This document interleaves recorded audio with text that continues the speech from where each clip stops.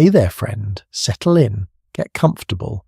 Maybe pull that blanket a little closer, let your shoulders drop and just breathe. Tonight we're going on a journey together, not to a place you can visit on a map, but to a place far stranger and far more fascinating than almost anywhere you have ever been.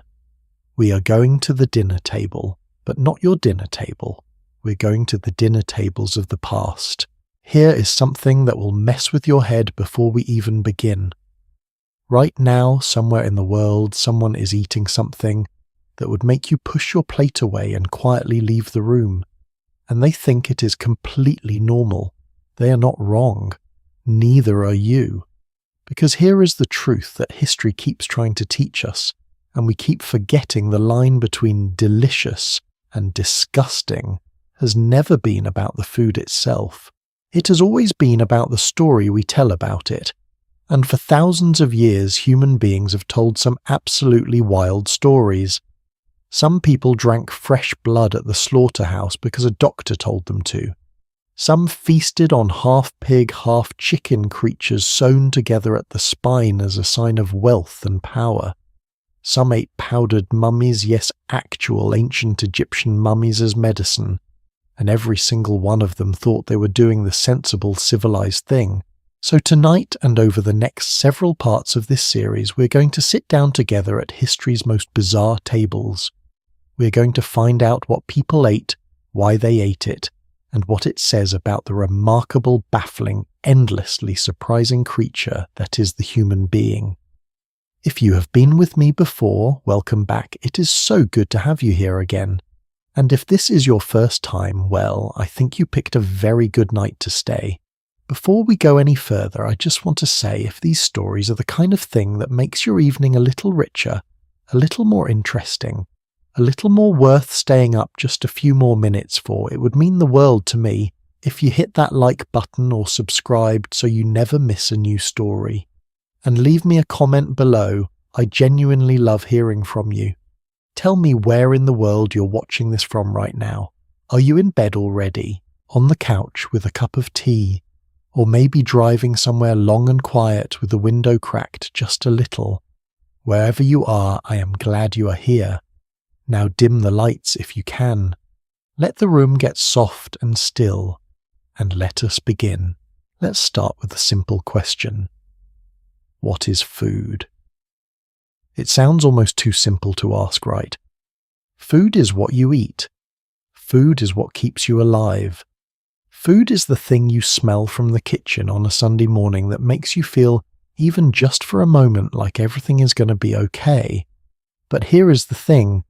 That definition, that warm, familiar idea of what food is, has been completely different for almost every civilization that has ever walked this earth. In ancient Rome, one of the most beloved condiments in the known world was made by packing fish guts into clay jars, pressing them under heavy stones and leaving them to ferment in the open sun for months. The smell was, by all historical accounts, absolutely catastrophic. And yet Roman soldiers carried it on campaign across 3 continents. Roman poets wrote odes about it. Roman emperors served it at state banquets. They called it garum, and to them it was as ordinary and essential as ketchup is to an American child today. In medieval England, a cook who wanted to impress a king at a royal feast might spend days carefully stitching the back half of a pig to the front half of a roasted chicken, creating a creature that had never existed in nature and would certainly never exist again, then presenting it at the table still dressed in its original fur and feathers like a prop from a fever dream. And the guests would gasp, not in horror, in delight, in admiration. Because in the medieval world, a feast was not just a meal, it was a performance, it was theatre. And the more impossible and astonishing the dish, the more powerful and generous its host appeared. These are not stories of people who did not know any better. These are stories of people who knew exactly what they were doing. They were just operating inside a completely different set of rules about what was valuable, what was beautiful, and what was worth putting in your mouth. Anthropologists have spent decades trying to understand why human beings are so wildly inconsistent in what they consider food, and what they have found is both simple and deeply strange.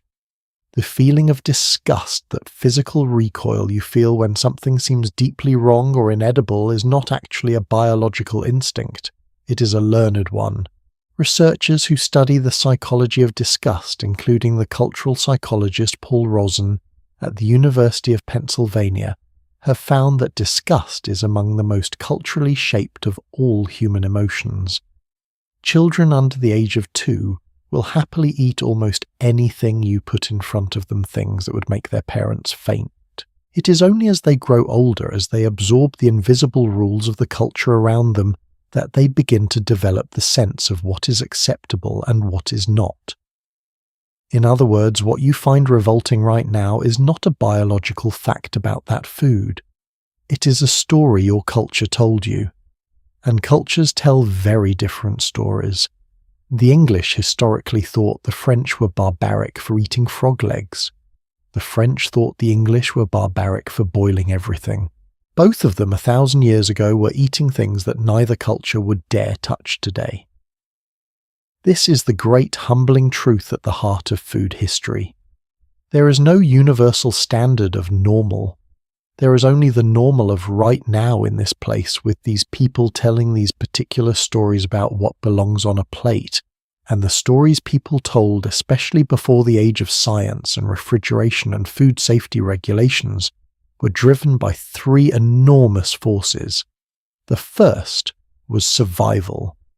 When you're hungry enough, and when the choice is between eating something strange or not eating at all, strange things start to look remarkably appealing.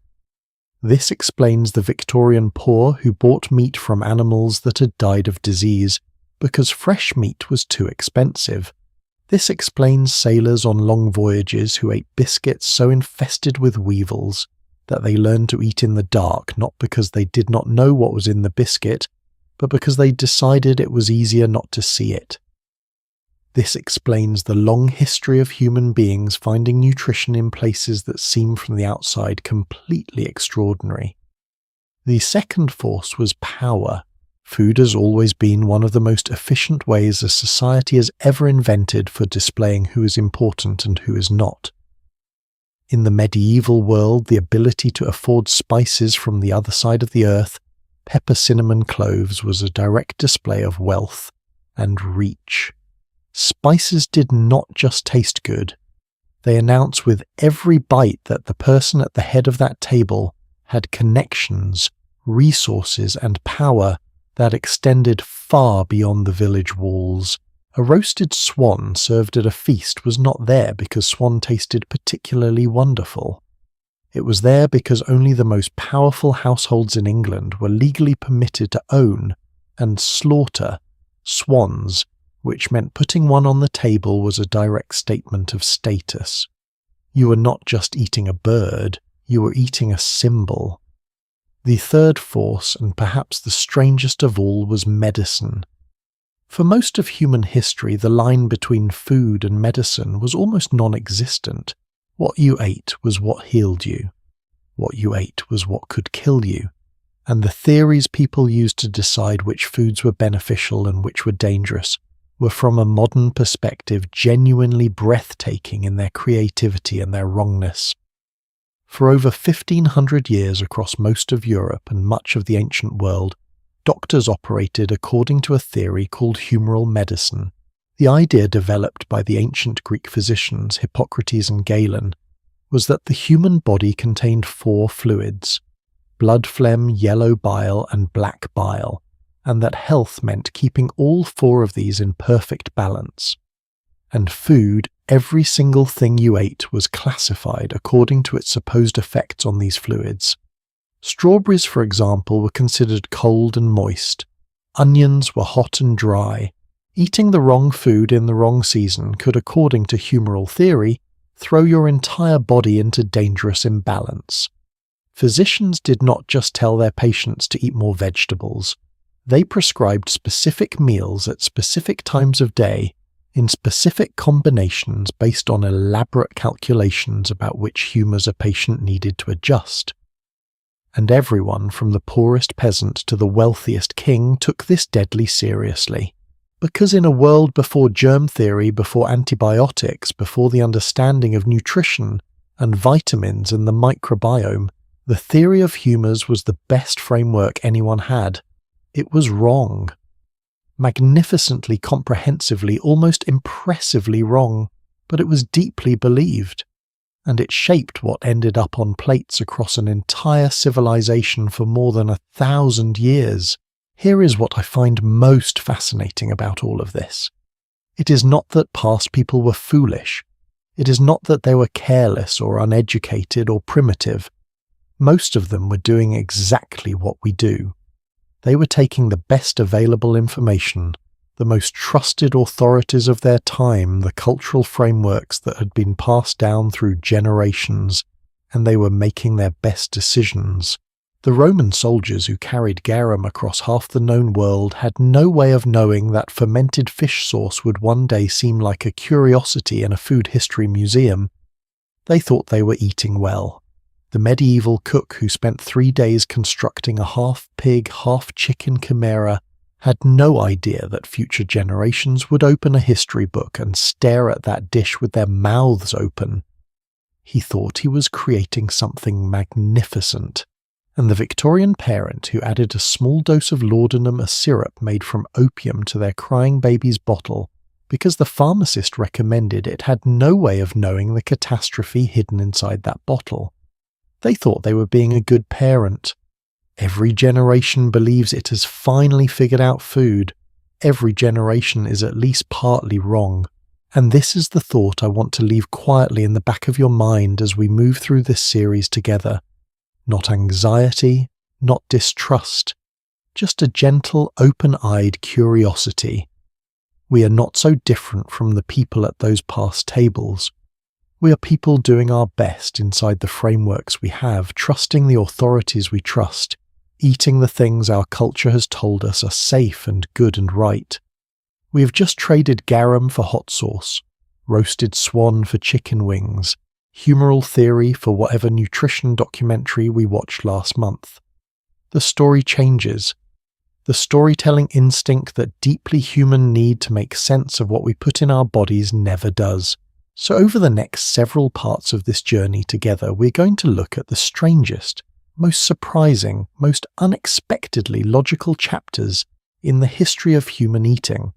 We're going to meet people drinking fresh animal blood at the doctor's recommendation.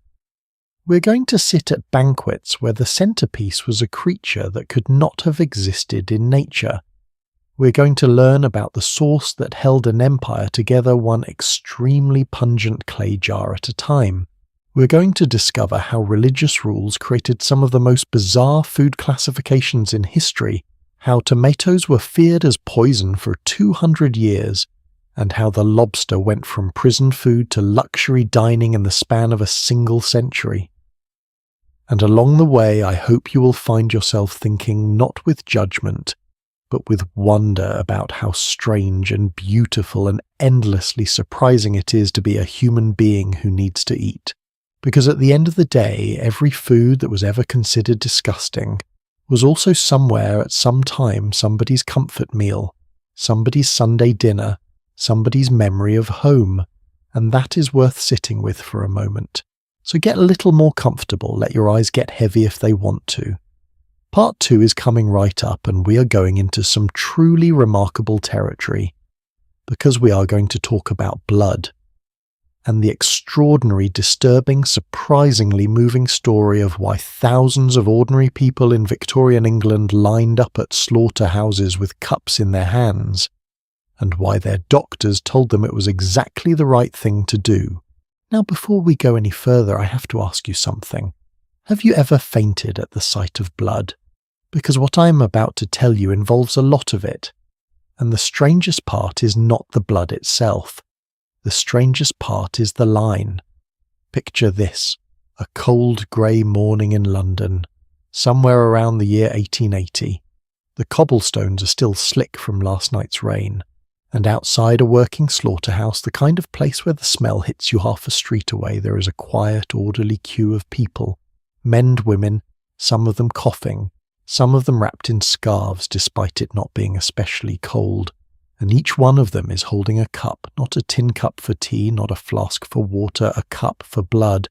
Fresh, hot, still steaming blood from animals being slaughtered just yards away. And they are there because their doctor sent them. This is the story of how human beings for most of recorded history have drawn almost no line at all between food and medicine. And what happens when the medicines people believed in with complete sincerity, with the full backing of the medical establishment of their time, turned out to be not just useless, but sometimes quietly, consistently deadly. Let us start with that slaughterhouse queue, because I think it deserves to be understood properly, not just gasped at. In Victorian England, tuberculosis, then called consumption, was one of the leading causes of death across all classes and ages. It swept through crowded cities with terrifying efficiency. And doctors operating with the best knowledge available to them observed something that seemed to make a certain kind of sense. Sick people looked pale, they were thin, they were weak, the blood seemed to be leaving them, and what could replenish lost blood more directly than blood? This was not quackery dreamed up by a street corner charlatan. It was a medically endorsed treatment recommended in respected journals supported by leading physicians of the era. The idea was simple, and in its own internal logic almost elegant. Fresh animal blood was believed to contain vital strengthening properties that would rebuild what the disease had taken, and so consumptives, as tuberculosis patients were called, would make their way to slaughterhouses in London, in Edinburgh, in Dublin, and they would drink. Right there, standing in the yard. Cup returned to the vendor immediately, because there was a line of people waiting behind them. Now here is where I want to pause for a moment and ask you something directly. When you picture those people standing in that yard, does it make you feel disgust, pity, something closer to respect? Because I think it should be that last one at least a little. These were not desperate, irrational people doing something obviously foolish. They were sick, frightened human beings following expert medical advice in a world that had not yet discovered the bacterium that actually caused their illness. The germ theory of disease, the revolutionary understanding that microorganisms not imbalance fluids or weak blood were responsible for infectious illness, was only just beginning to gain traction in medical circles in the 1880s. Dr. Robert Koch identified the tuberculosis bacterium in 1882. But ideas, even revolutionary correct ones, travel slowly. And in the meantime, people stood in slaughterhouse yards with cups. What makes this even more poignant and more than a little unsettling is that the treatment was not only useless. For patients with open wounds or compromised immune systems, regularly ingesting raw animal blood carried its own serious risks of bacterial contamination.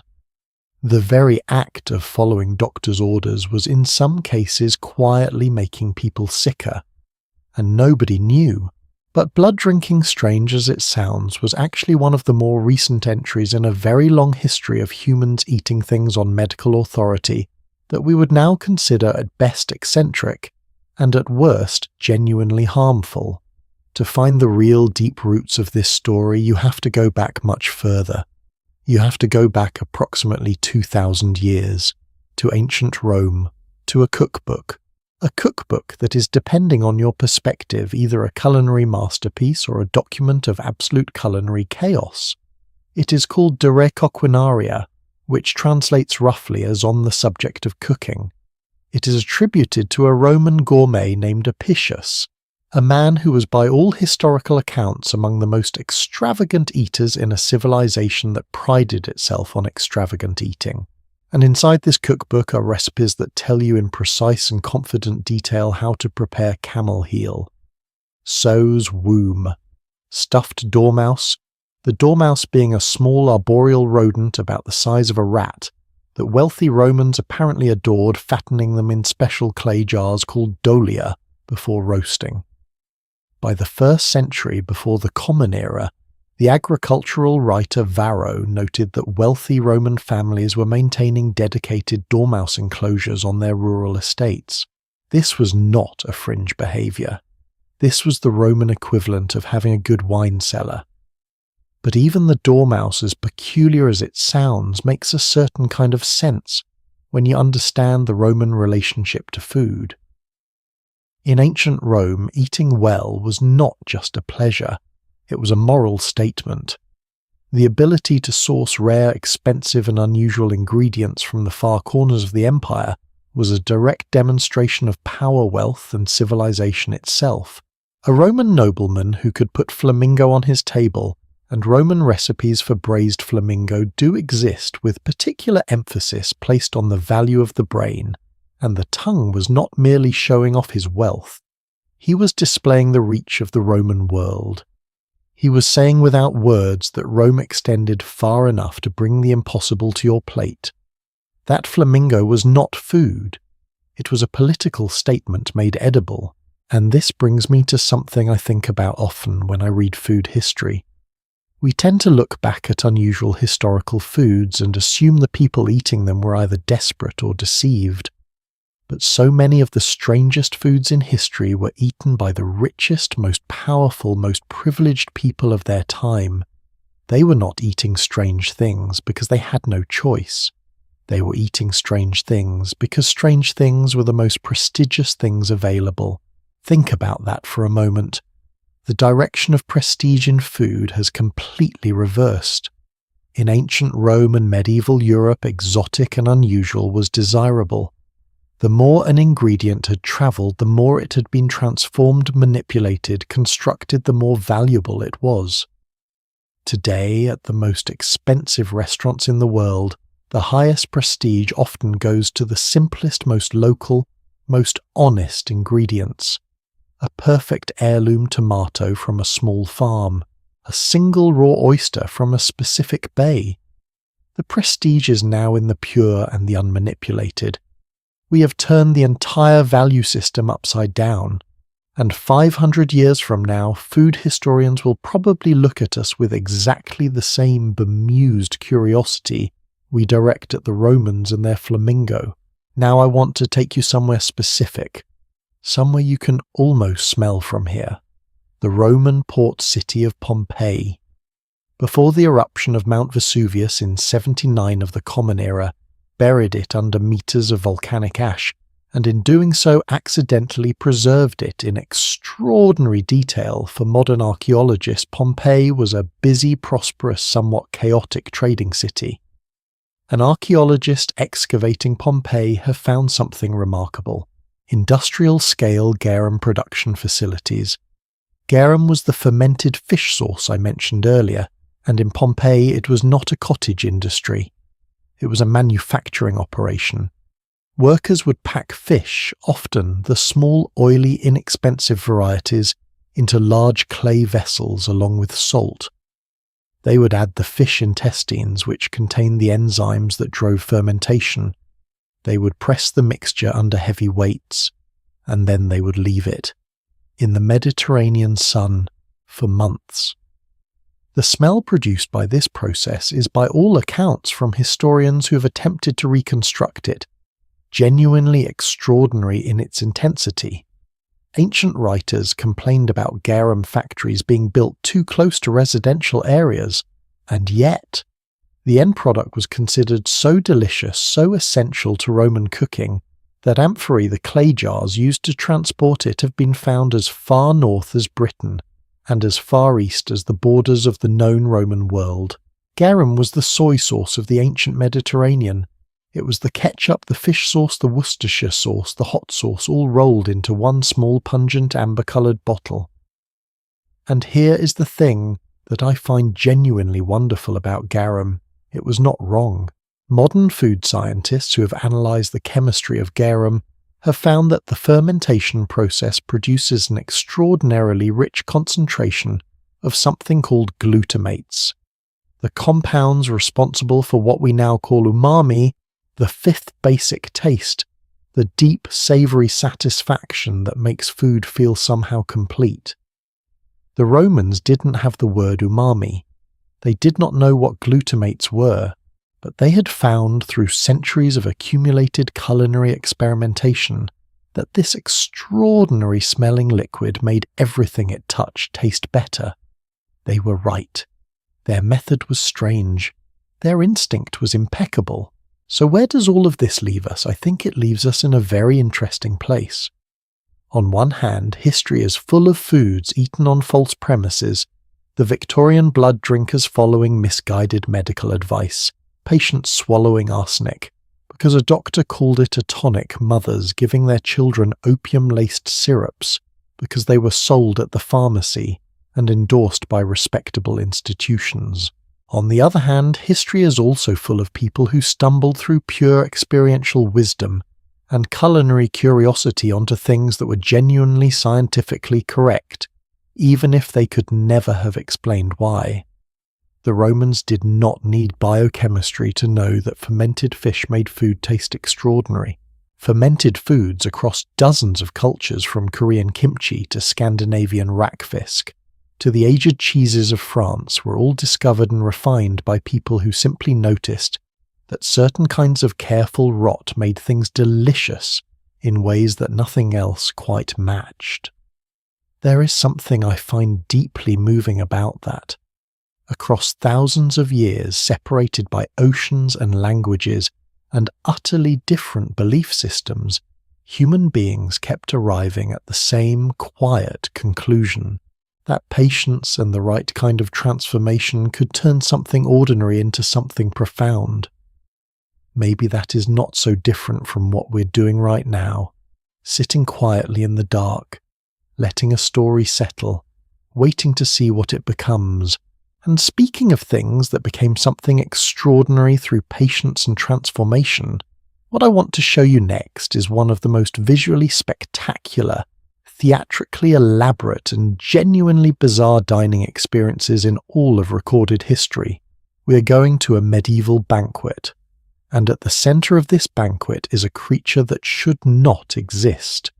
Half pig, half bird, stitched together with actual needle and thread, still wearing its feathers, still wearing its fur, and it is about to be carried into a great hall filled with knights and lords and ladies who are going to applaud. Stay with me. Close your eyes for just a second. I want you to imagine something. You are in England. The year is somewhere in the early 15th century. It is evening, and the great hall of a noble estate is alive in a way that is almost impossible to describe if you have only ever known modern dining rooms. The ceiling is high and shadowed, cross-beamed with dark oak. Dozens of candles and iron torches throw shifting amber light across the stone walls. The air smells of wood smoke and roasted meat, and something sweet-spiced wine warming in a copper pot somewhere near the fire. There are perhaps 100 people in this room, lords and ladies in embroidered silk, knights still carrying themselves with that particular posture that comes from years of wearing armour, servants moving efficiently between trestle tables laden with bread, with whole roasted birds, with gleaming silver dishes of sauces made from ingredients that travelled months by sea and land to reach this table. Musicians are playing something, a low, steady, hypnotic melody from the gallery above. And then from somewhere near the great doors at the far end of the hall there is a shift, a change in the room. Conversations slow, heads turn, and through those doors comes something that makes several people near the entrance actually take a step back. It is carried on a long wooden board by 4 servants, walking in deliberate ceremonial procession. And what they are carrying is a creature with the head and forelegs of a pig, and the tail and hindquarters of a large rooster, stitched together at the middle with visible seams, still wearing its fur on one end, still wearing its feathers on the other, glazed garnished and presented as though it were the most natural thing in the world, which for this room on this evening in this century it absolutely was. The cockentrice. Even the name sounds like something a slightly unhinged wizard would conjure on a slow Tuesday. And honestly, the origin of this dish is almost as strange as the dish itself. Food historians have traced the cockentrace to at least the early 15th century in England, with one of its earliest documented appearances on the menu of a banquet hosted by John Stafford, the Bishop of Bath and Wells, in September of 1425. Think about that for a moment. A church official, a bishop, hosting a feast where the centerpiece was a half-pig, half-bird hybrid creature sewn together by hand. The medieval world contained multitudes. The construction of a cockentrace required a skilled kitchen team and genuine patience. A pig's carcass, front half only from the head down to the midsection, was carefully cleaned and prepared. Then a capon, which is a large castrated rooster prized for its size and flavour, was prepared in the same way, but only the back half from the midsection down. The two halves were then literally stitched together using needle and thread, creating a single continuous creature that had never existed and could never exist in nature. The seam was glazed and decorated to hide the join as much as possible. The whole assembly was then roasted, ideally in a way that preserved the fur and feathers of each original animal on the exterior. And here is the theatrical detail that I think is absolutely extraordinary. The cockentrace was not just brought to the table to be eaten. It was first presented to the guests in its full exterior glory, fur and feathers intact, so they could admire it as a complete work. Then with ceremony the outer layer would be pulled back to reveal the cooked meat within. It was a magic trick, a culinary reveal, the medieval equivalent of a drum roll, and the guests loved it. Now I want to stop here and address the obvious question, because I think you are probably already asking it. Why? Why would anyone do this? Why go to this extraordinary effort to create something that looks intentionally wrong and impossible? The answer gets at something genuinely fascinating about the medieval relationship with food, something that's completely different from how we think about a meal today. In the medieval world, especially for the nobility, a feast was never just about eating. A feast was a performance of power. Every element of it, the dishes served, the order in which they appeared, the rarity of the ingredients, the technical difficulty of the preparation communicated something specific and deliberate about the host. Serving a cockentrace said several things simultaneously. It said, I have a kitchen large enough and skilled enough to attempt this. It said, I have the resources to acquire 2 large animals and sacrifice them to a decorative project. It said, I have the imagination and the confidence to present something that breaks the rules of nature itself at my table. And most importantly, it said, my feast is worth remembering. In a world before printing, before photography, before any mechanism for recording events that did not require a professional scribe, the most powerful form of communication available was the memory of the people in that room. If your feast was ordinary, people ate and forgot. If your feast featured a creature that could not exist, people talked about it for years. They told their friends, they told their children. The story travelled further than any written account could in that era. And in the political economy of medieval noble life, where reputation and alliances were built on personal relationships, and the impressions you made on people, that story was enormously valuable. The cockentrace was not a meal, it was a press release. But the cockentrace was not even the most elaborate theatrical food the medieval world produced. It was, if anything, one of the more restrained examples. Medieval feast culture had a category of dish so elaborate, so deliberately spectacular, that it had its own name, the entremets, literally meaning between courses.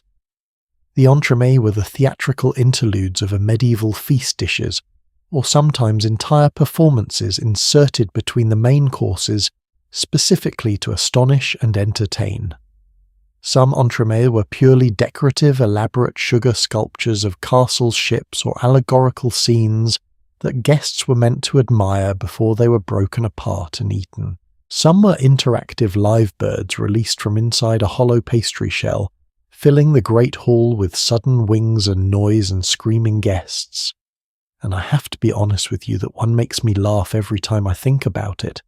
The mental image of a medieval lord sitting at the head of his feast table watching in carefully maintained dignified silence as his guests scatter in every direction, because a dozen confused birds just exploded out of a pie, it is genuinely delightful. Historical records from England and France confirm that live birds hidden in pastry shells were a documented feature of extravagant medieval feasts. The birds were inserted through a hole cut in the bottom of the pre-baked pastry shell, after cooking with the hole then sealed to hide them until the moment of presentation. This is incidentally the likely origin of the old nursery rhyme about 24 blackbirds baked in a pie. It was not just a rhyme, it was a menu description. Now the spectacle of medieval feasting was not limited to England. Across the English Channel in France, feast culture was equally theatrical, and if anything, even more specifically coded with political meaning. The French nobility of the 14th and 15th centuries developed what food historians call the subtlety tradition. Elaborate decorative pieces made from sugar marzipan or pastry, crafted to look like specific people buildings or symbolic objects, and presented at feasts as pointed political commentary. When the young King Henry VI of England was crowned King of France in Paris in 1431, a deeply controversial event in the context of the 100 Years' War, the coronation banquet featured subtleties specifically designed to assert the legitimacy of his dual kingship. Food shaped into symbols presented at a feast read by every person in the room. This was political messaging as dessert course. The sophistication of it, the layers of meaning compressed into something you could theoretically eat, is something I genuinely admire even across 6 centuries of distance.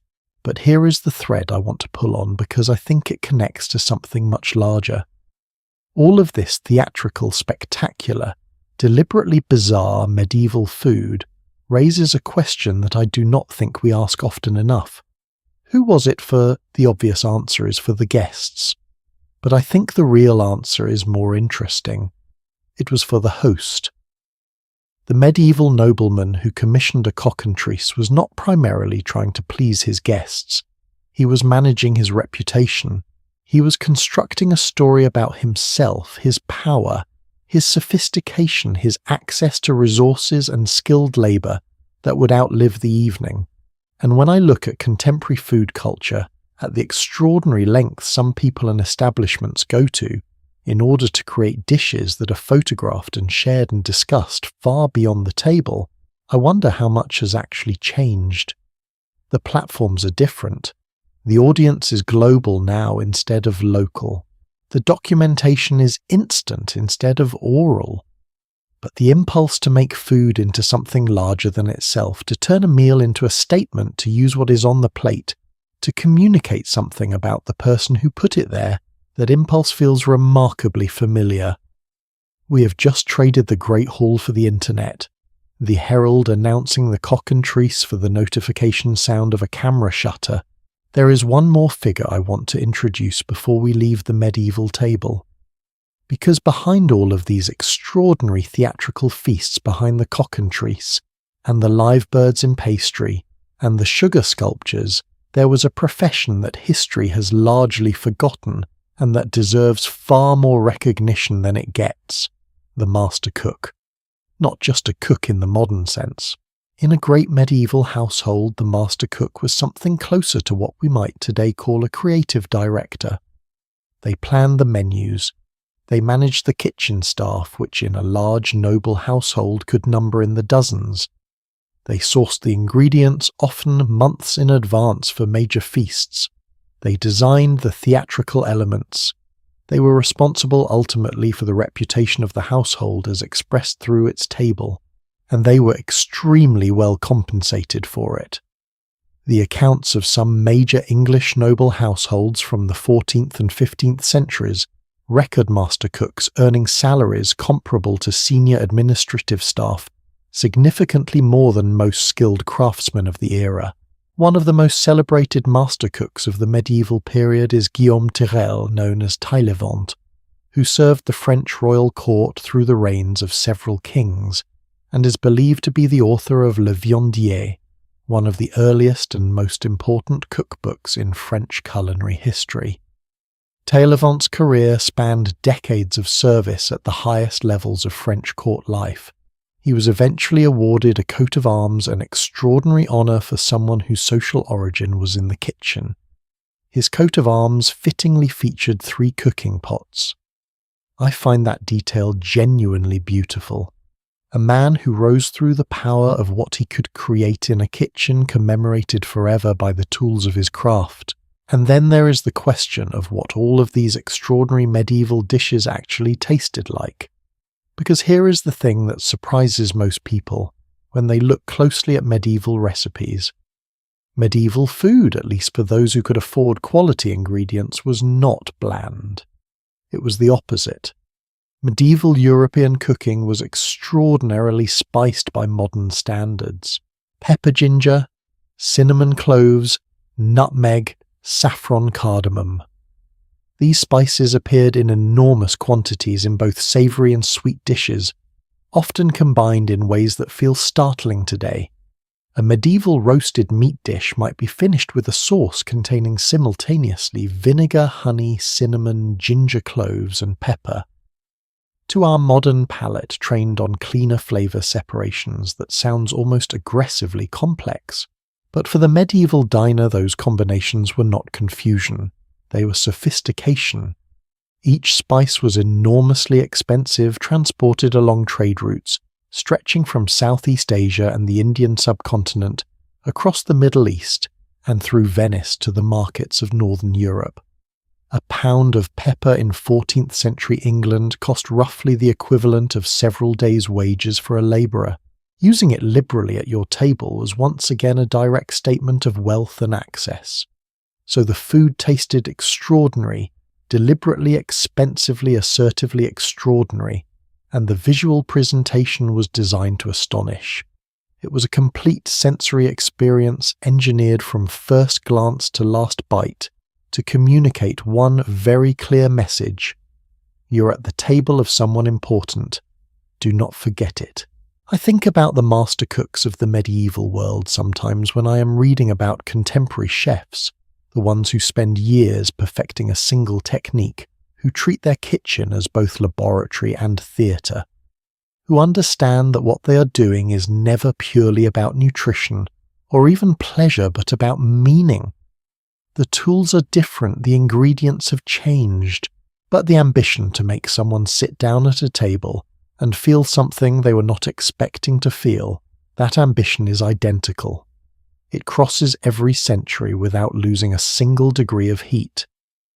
And if Taillevent, carrying his 3 cooking pots on his coat of arms, could somehow look forward across the centuries to a world where people photograph their meals before eating them, and share those photographs with millions of strangers, I like to think he would nod. Not with confusion, with recognition. Some things apparently are just human. Now we have spent time at the Roman table with its fermented fish sauce and stuffed dormice, and we have sat at the medieval feast with its impossible creatures and its live birds in pastry. But there is a whole other chapter of strange food history that I have been saving, one that is in some ways the most uncomfortable of all, because it is not about theatrics, it is not about power displays or culinary creativity, it is about science. Or rather, it is about what happens when people are absolutely certain they have the science right, and they do not.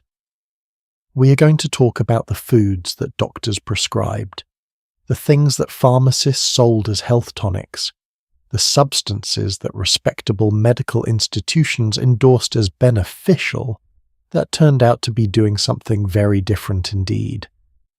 We're going to talk about arsenic that made your cheeks glow, about opium syrup sold for children, about a time when tobacco was genuinely seriously medically recommended as a cure for lung complaints, and the extraordinary sobering story of how long it takes for a civilization to admit it was wrong. There is a particular kind of horror that comes not from ignorance but from confidence. Not the horror of someone stumbling blindly in the dark.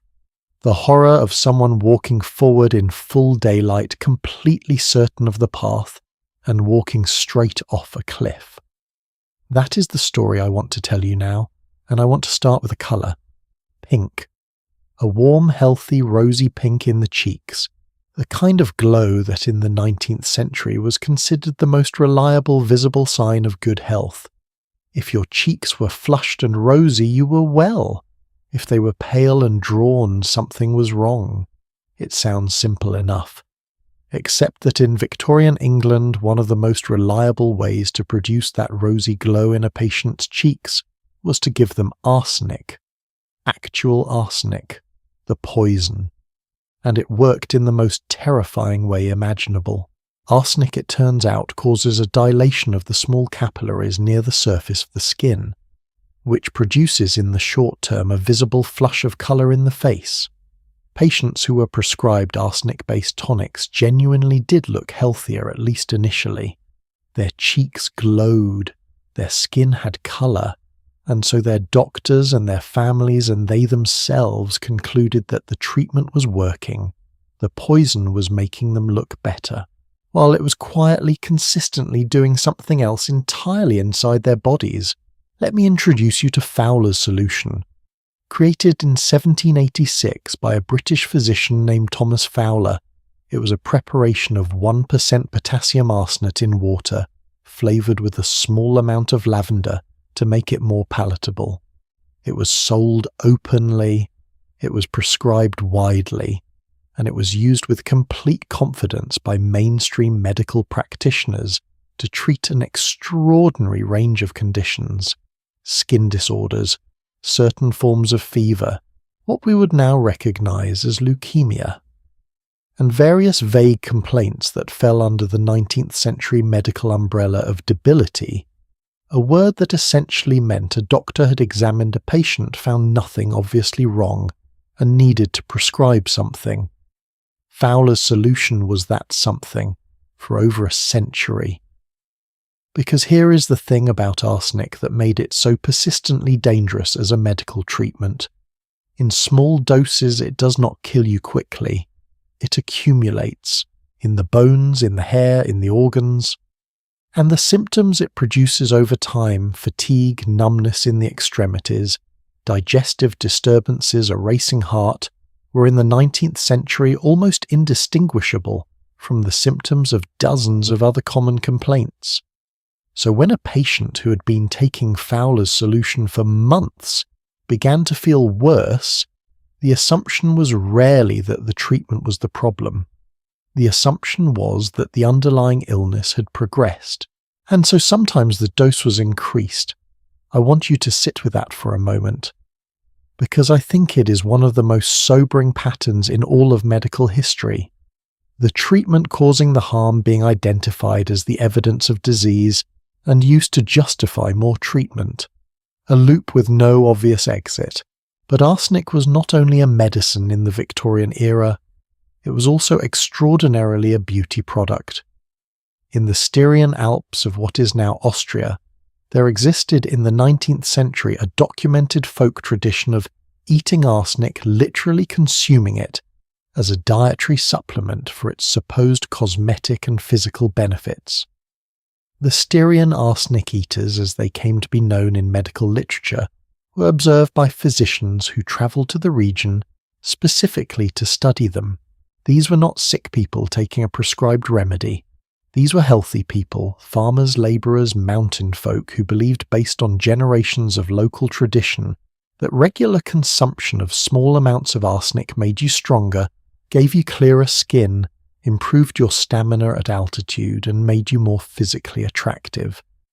And the most unsettling part of this story, they had built up such a tolerance over years of gradual exposure that they were consuming doses that would have been quickly fatal to an outsider.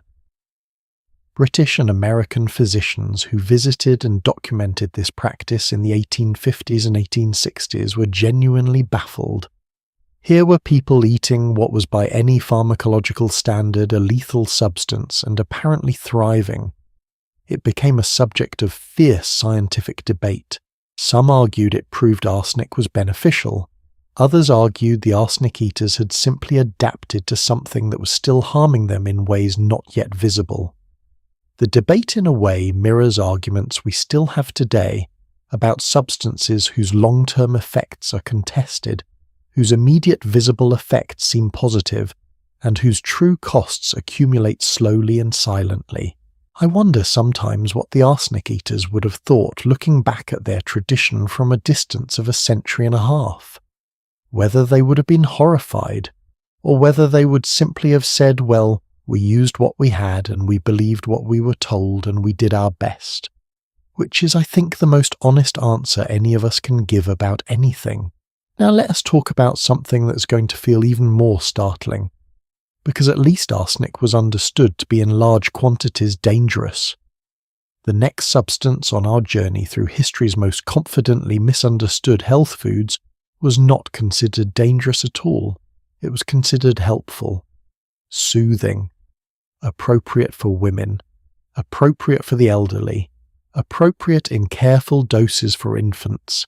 Laudanum, a tincture which means an alcohol-based liquid preparation of opium dissolved in wine or spirits, typically containing somewhere between 10 and 20% opium by volume. It was not a street substance. It was not obtained through illicit means. In the 19th century, laudanum was sold openly at pharmacies across Britain and the United States, without a prescription at prices accessible to almost all income levels. A bottle of laudanum cost less than a bottle of gin, and it was used for everything: headaches, menstrual pain, anxiety, coughs, insomnia, the catch-all Victorian complaint known as nerves. And here is the detail that I think stops most people cold when they first encounter it. Laudanum was a standard ingredient in preparations marketed specifically for teething infants. Products like Mrs. Winslow's soothing syrup, which was advertised in American and British newspapers from the 1850s onward, contained morphine, the primary active compound in opium, at concentrations sufficient to sedate a small child. The advertisements were cheerful, the packaging was colourful, the endorsements from satisfied mothers were enthusiastic. "My baby slept through the night for the first time in weeks," one testimonial might read. Well, yes, he would have. I find it genuinely difficult to read about this chapter of history without feeling something complicated, because the parents who gave their children these preparations were not negligent. They were not careless. They were doing what any reasonable, loving parent of their era would have done, purchasing a product sold openly by licensed businesses, endorsed in newspapers, used by their neighbours, recommended by their social circle. The information available to them was catastrophically wrong. But they did not know that, and acting on the best available information with genuine love and genuine concern for their children, they caused harm they never intended and could never have foreseen. That is one of the most difficult truths in all of history to hold. Good intentions operating inside a broken framework producing terrible outcomes, and yet laudanum did not appear from nowhere. Its roots go back much further than Victorian England. The physician Paracelsus, the 16th century Swiss-German alchemist and medical thinker, who is credited with founding the discipline of toxicology, created one of the earliest formulations of laudanum in the 1500s. His preparation was, even by the standards of its own era, extraordinarily ambitious. According to historical accounts of his recipe, Paracelsus combined approximately 25% opium with an assortment of additional ingredients, including powdered mummy yes, actual substance, derived from preserved Egyptian mummies, bezoar stone extracted from the digestive tract of a cow henbane, amber, crushed coral and pearls musk, various oils, and what his contemporaries listed as unicorn horn, which was almost certainly either rhinoceros horn or the tusk of a narwhal. He called his creation laudanum and claimed it could, among other things, raise the dead. He was not entirely unserious about this. Paracelsus was a genuinely brilliant thinker. In many respects, his insistence that specific chemical substances cause specific diseases was revolutionary and entirely correct, but he was also very much a man of his time, which meant he was operating inside a world where the horn of a narwhal could plausibly be described as the horn of a unicorn, and where the ground remains of an ancient Egyptian could be reasonably assumed to contain medicinal properties. What I find extraordinary about Paracelsus is not that he was wrong about so many things, it is that he was so spectacularly, inventively, specifically wrong. There is an almost artistic quality to the wrongness of his laudanum recipe. Every ingredient is individually peculiar. Together they form something that reads less like a medical preparation and more like a shopping list from a fever dream. And yet, the opium worked, not in the way he understood it to work, not through any of the mechanisms he would have described, but in the raw chemical pharmacological sense. The opium in his formulation produced real sedation, real pain relief, real suppression of cough. The effects he observed in his patients were genuine. His explanation for those effects was entirely fictional, and this is the knife edge that medical history keeps walking.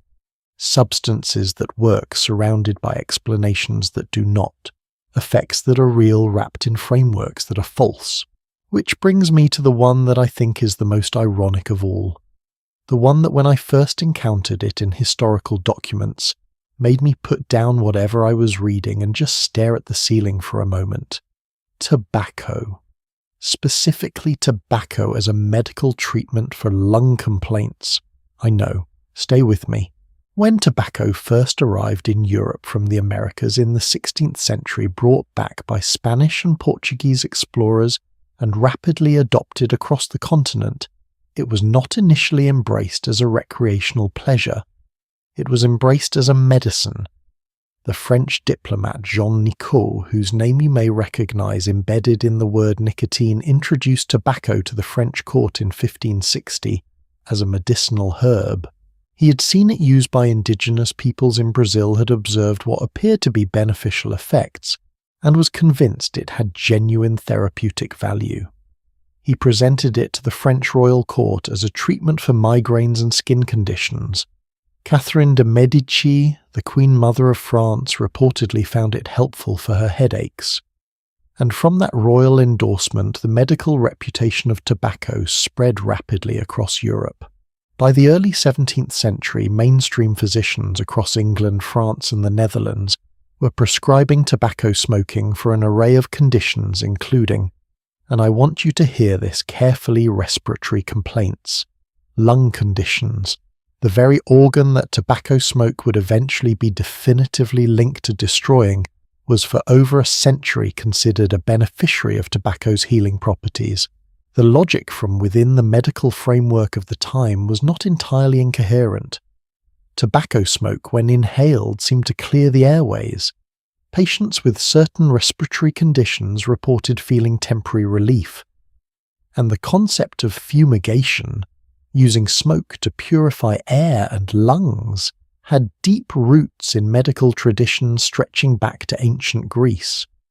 So tobacco was within the available framework doing something that looked like what a medicine should do. In 1665, during the outbreak of bubonic plague in London, boys at Eton College were reportedly required to smoke tobacco every morning as a preventive measure against the disease. There is a historical anecdote, possibly apocryphal, but repeated in enough sources to be worth mentioning, that a student at Eton was flogged for failing to smoke his morning tobacco ration. A child punished for not smoking, in the name of health. And I genuinely cannot decide whether to laugh or to find this deeply, profoundly sad. So I end up doing both simultaneously, which is, I think, the appropriate response to most of food and medical history. There is a question I keep returning to as I read through this material, and I want to share it with you directly because I think it deserves to live in the open, rather than just in the back of my own mind. How do we know which of our current certainties are the arsenic of our era, Which of the things we are confidently doing right now, the foods we're eating, the supplements we're taking, the dietary frameworks we're operating inside, will look from the vantage point of a century from now the way laudanum for infants looks to us today? I am not asking this to generate anxiety. I am genuinely not. I am asking it because I think it is the single most useful question that food and medical history offers us. Not the specific answer, because we cannot know the specific answer, but the habit of asking it. The practice of holding our current certainties a little more lightly, of remembering that every person who stood in a slaughterhouse yard with a cup, every parent who opened a bottle of soothing syrup, every aristocrat who ate arsenic tablets for their complexion, every single one of them had access to the best information their era offered. And it was not enough. It has never been enough in any era to simply trust the most confident voices in the room. The history of what human beings have put in their bodies with complete sincerity, with genuine belief, with the full endorsement of the most credentialed authorities of their time, is a long, humbling, sometimes heartbreaking argument for epistemic humility, for the kind of quiet, open-minded uncertainty that says I'm doing my best with what I have, and I'm going to stay curious about whether what I have is right. Now, everything we've talked about in this chapter, the arsenic tonics, the opium syrups, the tobacco prescriptions, all of it grew in the soil of a much older, much larger framework. A system of understanding the human body and its relationship to food that dominated medical thinking across Europe and the broader ancient world for an almost incomprehensible span of time. 1,500 years, give or take.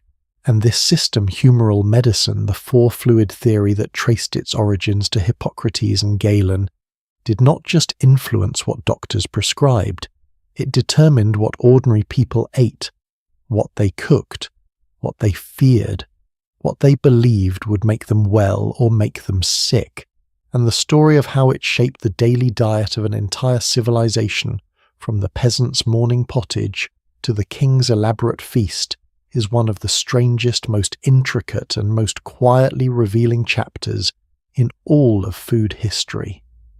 That is where we are going next. Into a world where strawberries could be dangerous, where eating in the wrong order could unbalance your entire body, and where the most trusted dietary advice in human history was built on a foundation that, from where we stand today, does not hold a single brick.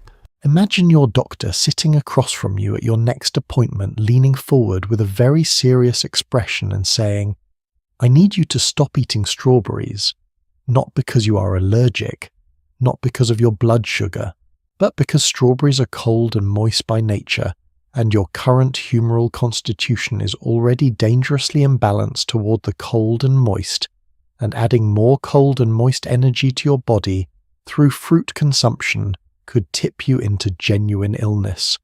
Also, you should not eat cucumber. And lettuce is fine, but only in summer, and only if you are a person of a warm and dry temperament to begin with, and only after you have eaten something that will counterbalance its cooling properties. And whatever you do, do not eat a pear without cooking it first. Raw pears practically medicinal poison. Everyone knows this. You would think someone in your position would know this by now.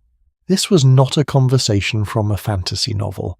This was ordinary medical consultation across most of Europe for roughly 1,500 years. And I say 1,500 years not as a loose approximation or a rhetorical flourish. I mean it almost literally. The humoral dietary system, the framework that classified every food according to its supposed effects on the four bodily fluids of blood, phlegm, yellow bile, and black bile, dominated Western medical thinking from approximately the 4th century before the Common Era, when Hippocrates and his followers first systematized it, all the way to the 17th century and in some places well beyond. That is a span of time longer than the entire existence of the United States multiplied by about 7. And during all of that time, across all of those generations, in kitchen gardens and market stalls and royal banqueting halls and humble peasant cottages, what people ate, how they prepared it, in what order they ate it, and in what combination they combined it, was shaped often decisively by a set of ideas about the human body that had no relationship whatsoever to biological reality. Let me explain the system properly, because I think it deserves more than a dismissive wave. The humoral framework was not random. It was not superstition in the sense of being arbitrary or thoughtless. It was a genuine attempt at a comprehensive, internally consistent theory of human biology built from careful observation, refined through centuries of medical practice, and endorsed by some of the most rigorous intellectual traditions the ancient world produced. The core idea was this: the human body is governed by 4 fluids which the Greeks called humors: blood, which was considered hot and moist, associated with the element of air and with the season of spring; yellow bile, which was hot and dry, associated with fire and summer; black bile, which was cold and dry, associated with earth and autumn; and phlegm, which was cold and moist, associated with water and winter. Health in this system was not the presence of specific nutrients or the absence of specific pathogens. Health was balance. The 4 humors in their correct proportions aligned with your individual constitution, your age, your sex, your occupation, and the current season. And food, every single thing that went into your mouth, was classified according to its humoral properties and its effect on this balance. A physician trained in humoral medicine did not think about protein or vitamins or fiber. He thought about whether a given food was hot, cold, moist, or dry, and to what degree, because the classification ran in 4 levels of intensity. Pepper was hot and dry in the 4th degree, extremely intensifying, to be used with caution. Cucumber was cold and moist in the 2nd degree, moderately cooling, appropriate for counterbalancing hot constitutions in summer. Chicken was warm and moist in the 1st degree, gentle, nourishing, suitable for convalescence. Beef was more complex, considered difficult to digest, suitable for labourers who needed dense sustenance, but potentially harmful for scholars or the elderly whose constitutions were already inclined toward dryness and coldness. And here is where it gets genuinely interesting, because the system was not just about what you ate. It was about how you ate it. The order of foods in a meal was considered medically significant. Foods that were easy to digest, broths, light soups, cooked vegetables, should be eaten first because they would descend naturally to the bottom of the stomach, allowing the heavier, slower digesting foods to settle on top. The stomach was conceptualized in the humoral model somewhat like a pot over a fire. Food placed in the stomach was cooked by the body's natural heat. If you ate the wrong things in the wrong order, the cooking process would be disrupted. Heavy foods eaten before light ones would press down on the more delicate items and crush them before they could be properly digested. Drinking too much liquid with a meal would extinguish the digestive fire like throwing water on a flame. Fruit was considered particularly dangerous when eaten at the end of a meal, a direct inversion of the modern custom of dessert fruit, because fruit was believed to be quickly digestible and would therefore race through the digestive process too quickly, potentially carrying undigested heavier food along with it in a kind of gastrointestinal chaos. Fruit in the humoral system should be eaten at the beginning of a meal, or not all, depending on the fruit and the season and your individual constitution. Are you following a particular dietary framework right now, intermittent fasting perhaps, or a specific eating window, or a set of rules about what to eat in what combination? I ask genuinely, not to make a point. But I want you to notice that the impulse behind humoral eating, the desire to find a comprehensive, internally consistent system that explains exactly what to eat and how and when, is one of the most persistent features of human food culture across every era. The specific content changes completely. The structure of the belief, the certainty, The elaborate rule system, the sense that getting it exactly right will produce health, and getting it wrong will produce illness. That structure is remarkably stable. Now let us talk about some specific foods, because I think the individual cases are where this system becomes most vivid, and honestly most entertaining. Strawberries. Wild strawberries has been eaten in Europe for thousands of years before the humoral system encountered them. But once humoral medicine classified them cold and moist, difficult to digest, potentially exacerbating phlegmatic constitutions, they fell under genuine medical suspicion. Medieval and early modern physicians warned against eating strawberries in significant quantities, particularly for people with cool, damp constitutions, and particularly in spring and autumn, when the season's own humoral character was already cold or cooling. The great medieval physician Ibn Sina, known in Western medical tradition as Avicenna, whose encyclopedic medical text, The Canon of Medicine, was taught in European medical schools from the 12th century to the 17th, classified strawberries as cooling and moistening to a potentially harmful degree in susceptible individuals. This text was not a historical curiosity sitting in a monastery library. It was a live, actively used medical textbook translated into Latin, copied and distributed across European universities, influencing the training of physicians who treated real patients for hundreds of years. The shadow of Avicenna's strawberry classification fell across European medicine for at least 5 centuries. Tomatoes, which I want to come back to in more depth later, received an even harsher reception when they arrived in Europe from the Americas in the 16th century, partly because their humoral classification placed them in the dangerous cold and moist category, and partly because of their botanical family membership, which I will get to. But let us stay with more established European foods for now. Melons. Melons were considered so cold and so moist that eating them without careful humoral counterbalancing was considered medically reckless. Wealthy households served melon with cured pork specifically because the salt and warming dryness of the cured meat were believed to counteract the dangerous cold moisture of the fruit.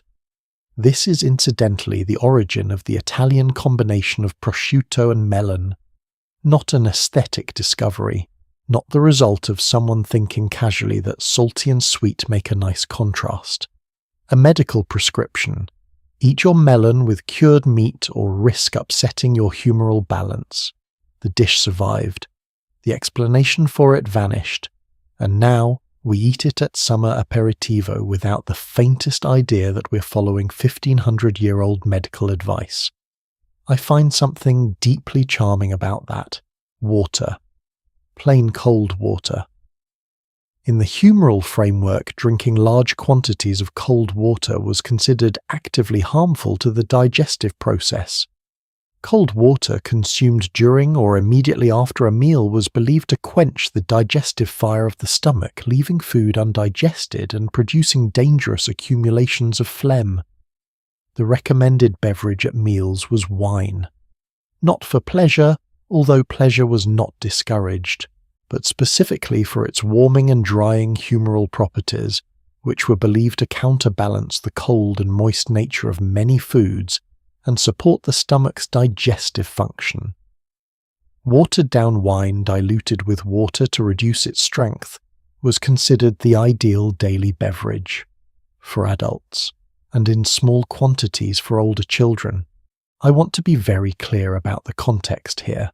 In a world without reliable access to clean water, where wells could be contaminated, where rivers ran through cities that also used them as sewers, where there was no understanding of waterborne pathogens, the cultural practice of drinking fermented beverages instead of water was not irrational. It was in a pre-bacteriological world often genuinely safer. The humoral explanation for why wine was preferred to water was completely wrong, but the outcome of following that explanation, drinking less untreated water, was in many historical contexts protective. This is one of the most interesting patterns in the history of food belief. The explanation is wrong. The behavior it produces is accidentally right, or at least not as harmful as it looks, let us talk about meat. Because the humoral classification of meats produced some dietary rules that feel from our perspective almost comically specific. In the humoral hierarchy, meats were classified not just by species, but by the animal's position in the natural order, its proximity to the earth versus the sky, with the assumption that animals living closer to the heavens carried lighter, more elevated humoral qualities, while those rooted to the earth were heavier and more earthbound in their effects on the body. So, larks which flew high and were considered celestial were classified as a light refined food, appropriate for the delicate constitutions of scholars, monks and the elderly. Ducks which swam in cold water and lived close to the earth were cold and moist, and therefore difficult to digest. Partridges were warm and dry excellent. Pigs who rooted in the earth and wallowed in mud were cold and moist, and produced heavy, difficult-to-digest flesh, and yet pork was among the most consumed meats in medieval Europe. The response to this tension was not to reject the humoral classification of pork, it was to develop elaborate cooking methods specifically designed to correct pork's humoral deficiencies. Curing it in salt, which was considered hot and dry, corrected the cold and moist nature of the flesh. Roasting it with hot spices did the same. The cooking method was not just about flavour or texture, it was medicine. Every choice in the kitchen, salt or no salt, roasted or boiled, spiced or plain, was a therapeutic intervention in the humoral balance of the food before it entered the body. The medieval cook was not just a craftsperson. She or he was in a very specific sense a medical practitioner. And what happened when you got the balance wrong? What was the consequence in humoral thinking of eating too many cold and moist foods or too many hot and dry ones? The consequences were understood to be extremely specific and extremely serious. An excess of blood, the hot and moist humour produced flushed skin, restlessness, agitation, and a kind of feverish energy that could tip into mania. The treatment was often bloodletting, removing excess blood from the body, but the dietary component involved eating fewer warming blood-producing foods like red meat and wine. An excess of black bile, cold and dry, was believed to produce melancholy, literally. The word melancholy comes from the Greek words for black bile. Depression in the humoral system was not a disorder of brain chemistry. It was an excess of cold, dry fluid, and it could be addressed partly through diet eating, warming, moistening foods, avoiding cold, dry ones, as well as through other interventions.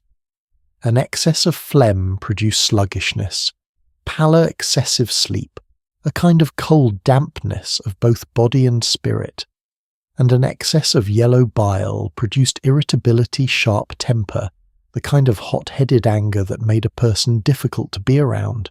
The four humours map with remarkable closeness onto what we now recognise as four basic temperament types: sanguine, melancholic, phlegmatic and choleric. We still use those words. We still use them to describe personality and emotional character. And embedded in those words is the ghost of a medical system that has been scientifically obsolete for 300 years and culturally present for 3,000. Language carries the dead longer than any other medium. The gradual collapse of humoral medicine as the dominant framework is one of the great intellectual stories of the 17th and 18th centuries. It did not happen overnight. It did not happen because someone stood up in a lecture hall and simply announced that the four humours did not exist. It happened slowly through accumulated evidence that the humoral framework could not adequately explain. The English physician William Harvey's discovery of the circulation of blood in 1628 was one of the first major cracks. If blood circulated continuously through the body in a system of vessels, which Harvey demonstrated through careful experiment, then the idea of humours as discrete fluids that pooled and accumulated in different regions of the body began to lose its anatomical plausibility.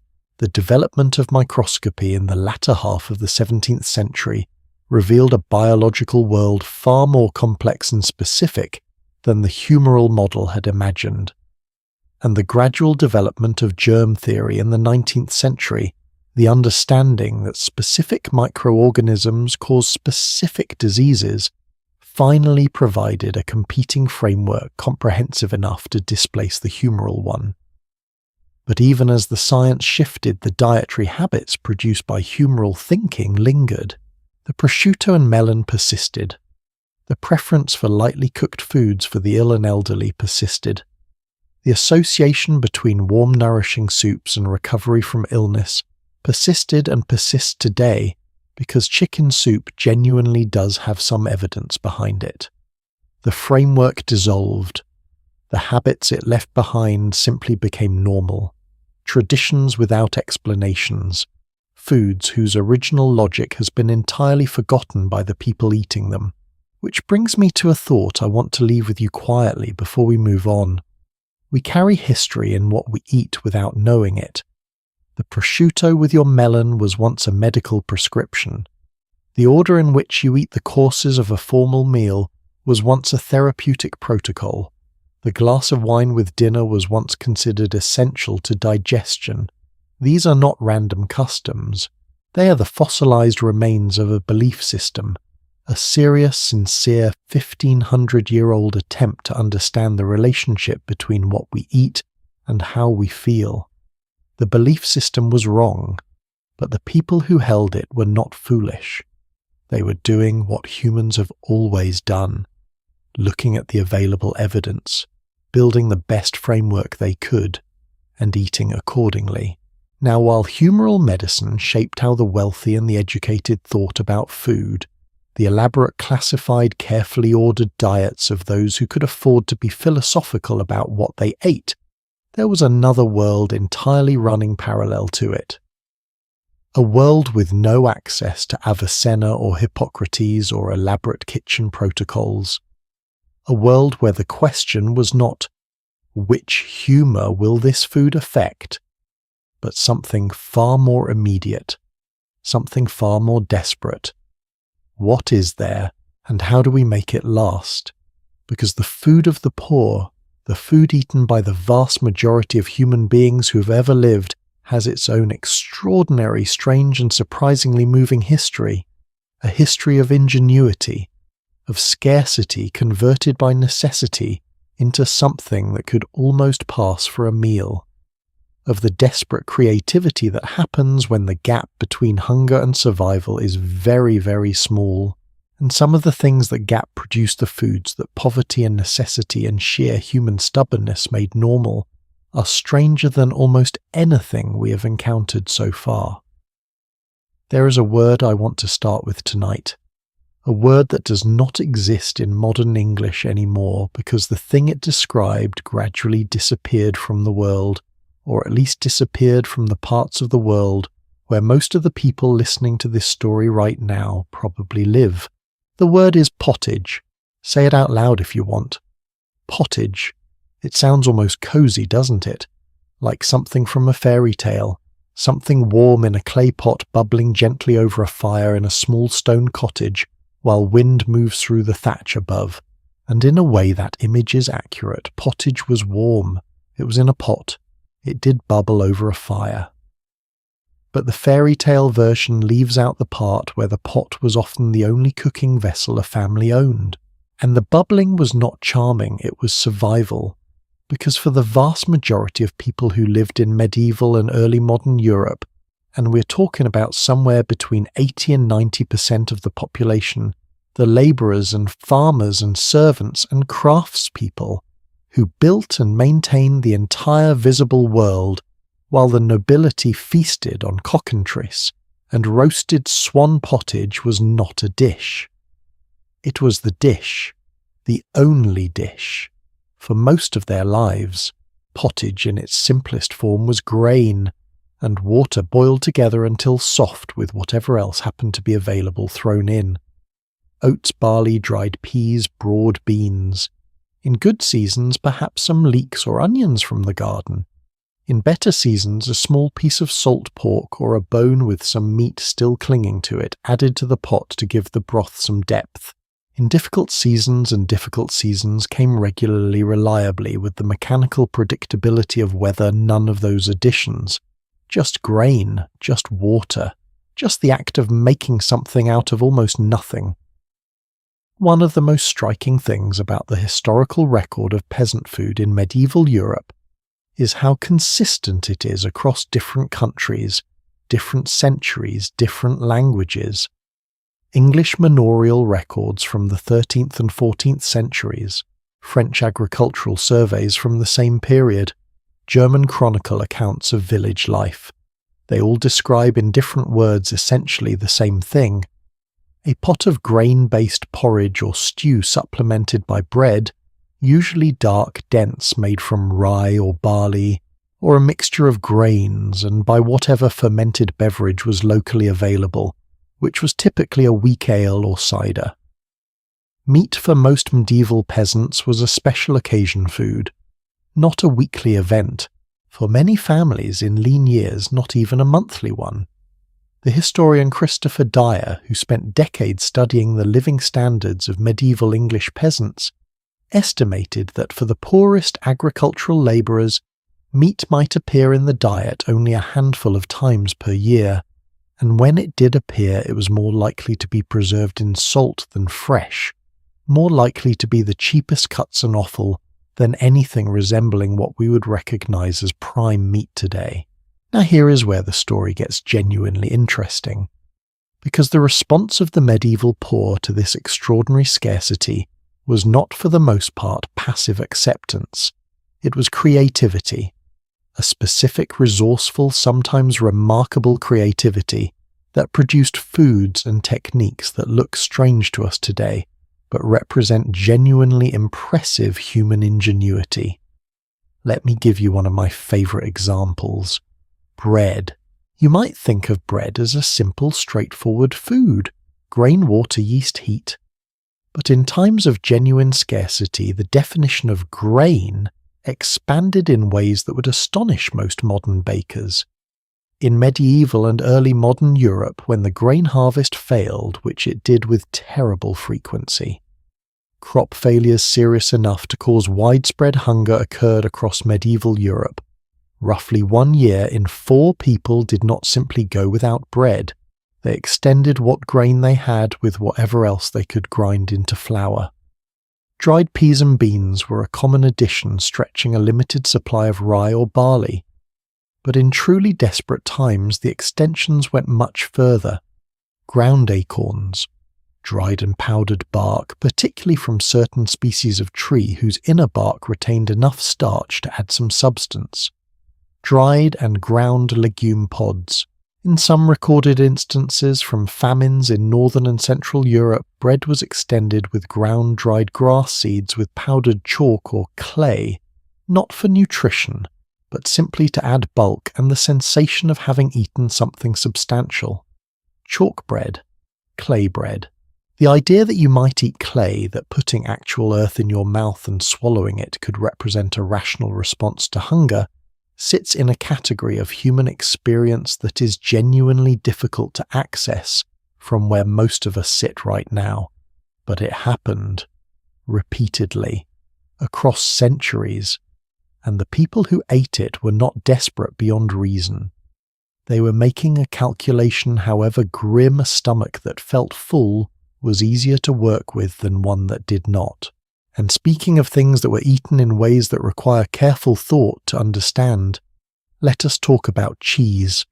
Specifically, let me tell you about a cheese that is still made today, still eaten today, that is technically illegal to import into the United States and European Union, and that contains inside its aged, deeply pungent rind living insect larvae. Thousands of them, casu marzu. It is a Sardinian cheese made from sheep's milk that undergoes a fermentation process unlike any other cheese in the world. Standard pecorino. The sheep's milk cheese of Sardinia is allowed to begin its normal aging process. Then the top of the rind is deliberately cut away to expose the interior. And cheese flies, specifically a species called Piophila, the cheese fly, are allowed or in some traditional preparations specifically invited to lay their eggs inside the exposed cheese. The larvae that hatch from those eggs are tiny, only a few millimeters long, translucent, almost invisible against the white of the cheese interior. But there can be thousands of them in a single wheel, and as they move through the cheese, digesting and fermenting it, they break down the fats in ways that produce a texture that is by all accounts extraordinarily soft, almost liquid in the most aged specimens, with a flavour of remarkable complexity and intensity. Kasumazu is traditionally eaten with the larvae still alive inside. Some people prefer to brush them away before eating, though purists consider this a compromise. And I want to pause here and acknowledge directly the thing most of you are probably feeling right now. Which is why would anyone at any point in human history look at a cheese full of living insects and think, yes, I will eat this, and moreover, I will consider it a delicacy? The answer, I think, is actually quite beautiful in its logic. For the sheep farming communities of Sardinia, who developed Kasumazu in conditions of relative isolation, in a culture of absolute food economy, where nothing was wasted, the larvae were not a contamination. They were evidence that the cheese had undergone a specific valued transformation, evidence that the fermentation was proceeding in a particular way, evidence that what you were holding was not standard-aged cheese but something rarer, a product of a longer, more complex process producing flavours that standard cheese could not achieve. The larvae were, in a sense, the quality seal. Their presence indicated that the cheese had reached a specific prize stage of development.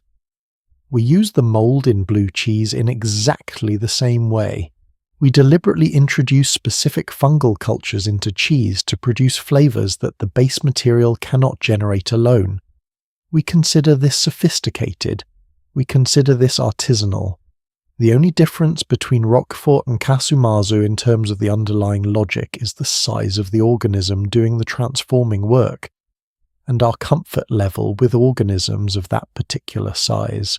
Now let me take you somewhere very different, because Kasumazu is extreme even by the standards of unusual historical foods, and I want to make sure we also honour the foods that were strange, not because of what they contained, but because of the extraordinary circumstances that made them necessary.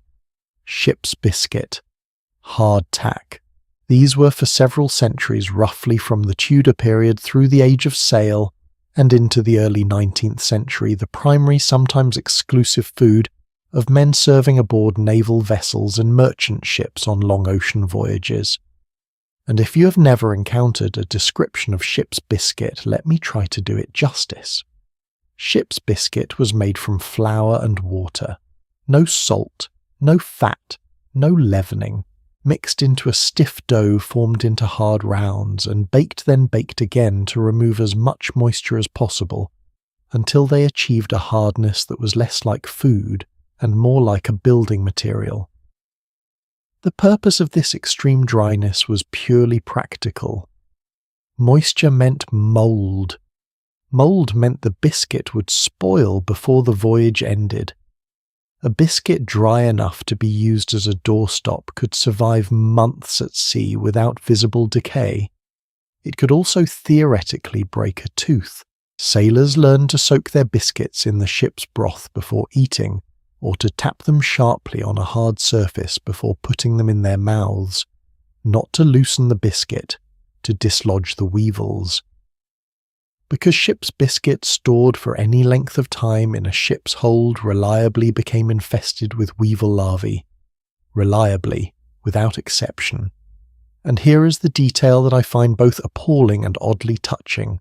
Experienced sailors, men who had made multiple voyages, who understood the situation completely, developed a practical philosophy about the weevils. They preferred to eat in the dark, not because they were squeamish, but because the darkness made it possible to eat without seeing what was in the biscuit, which made eating the biscuit considerably easier, One particularly well-documented response among long-serving naval men was to tap the biscuit out in the light first, watch the weevils fall, and then eat in the dark anyway, because even knowing what had been in there was preferable to watching it while you chewed. The pragmatism of this approach, the very specific, very human calculation of what you could handle, knowing versus what you could handle seeing, feels to me like one of the most honest windows into the experience of genuine food scarcity. You ate what there was. You developed strategies for making it tolerable. You did not pretend it was something other than what it was. You just found the angle from which it was most survivable. There is a question I want to put to you now, and I want you to take it seriously rather than answering quickly.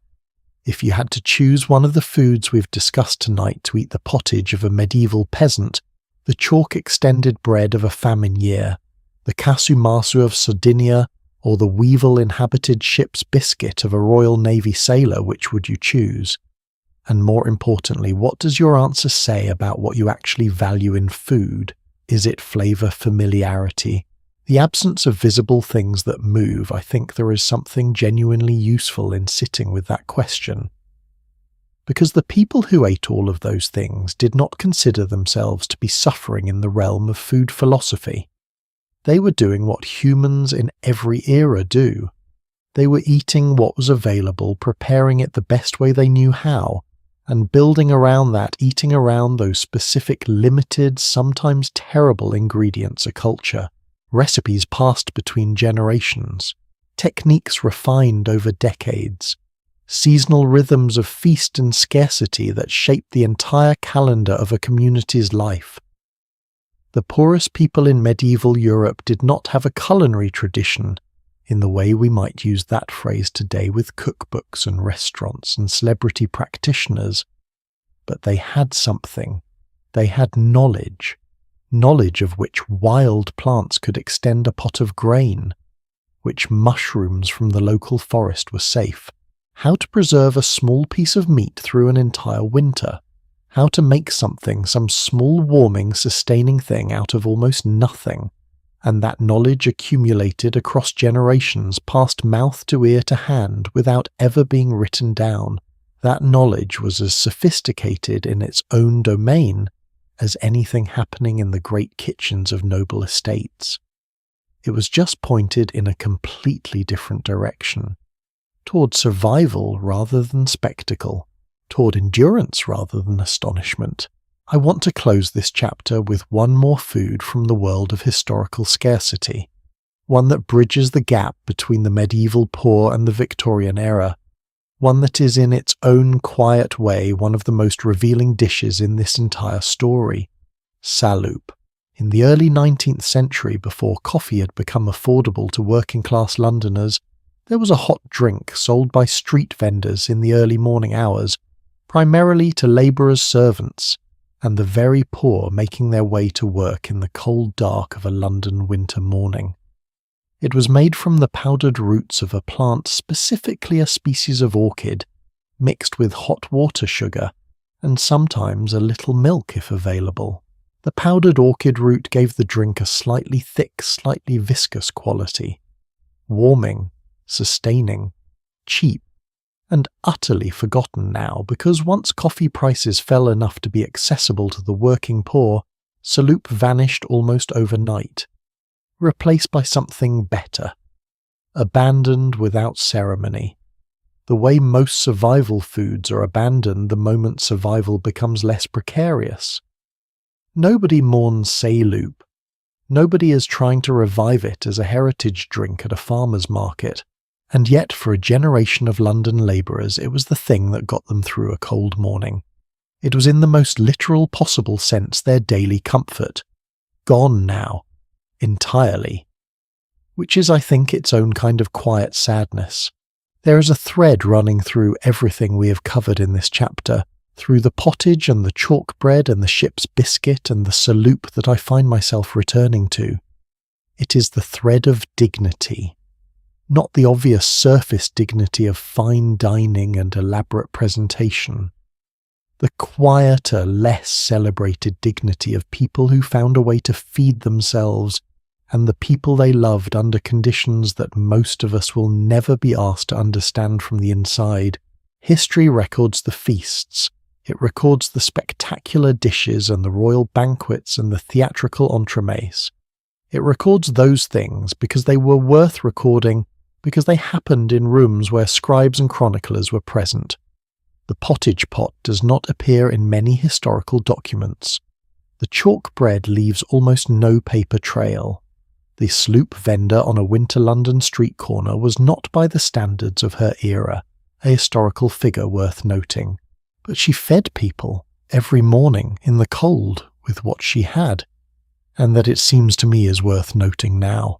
Now, from the food of necessity, we're about to move into territory that is, I promise you, genuinely surprising. Because there is a whole chapter of strange food history that belongs to neither the noble feast nor the desperate poor. It belongs to the church, to the calendar, to the long, complicated, sometimes absurd negotiation between religious law and human appetite that produced some of the most creative and frankly most bizarre food classifications in history, because when the Catholic Church declared that meat could not be eaten on Fridays and during Lent, a very large number of very hungry, very creative people immediately began asking the same question. What exactly counts as meat? A beaver has a tail that is somewhat scaly. Does that make the tail a fish? A puffin spends most of its life at sea. Does that make it a fish? A newborn rabbit has not yet fully developed. Does that make it not quite a mammal yet? And remarkably, historically verifiably, the answers to some of those questions handed down by actual church authorities with actual theological authority were yes. That story is coming up right now. Let me ask you something that sounds simple, but is actually one of the most consequential questions in the history of European food. What is a fish? You probably have an answer ready. Something that lives in water. Something cold-blooded, covered in scales, breathing through gills. A trout is a fish. A salmon is a fish. A tuna is a fish. Simple, obvious, settled. Except that for several centuries of European history that question was not simple at all.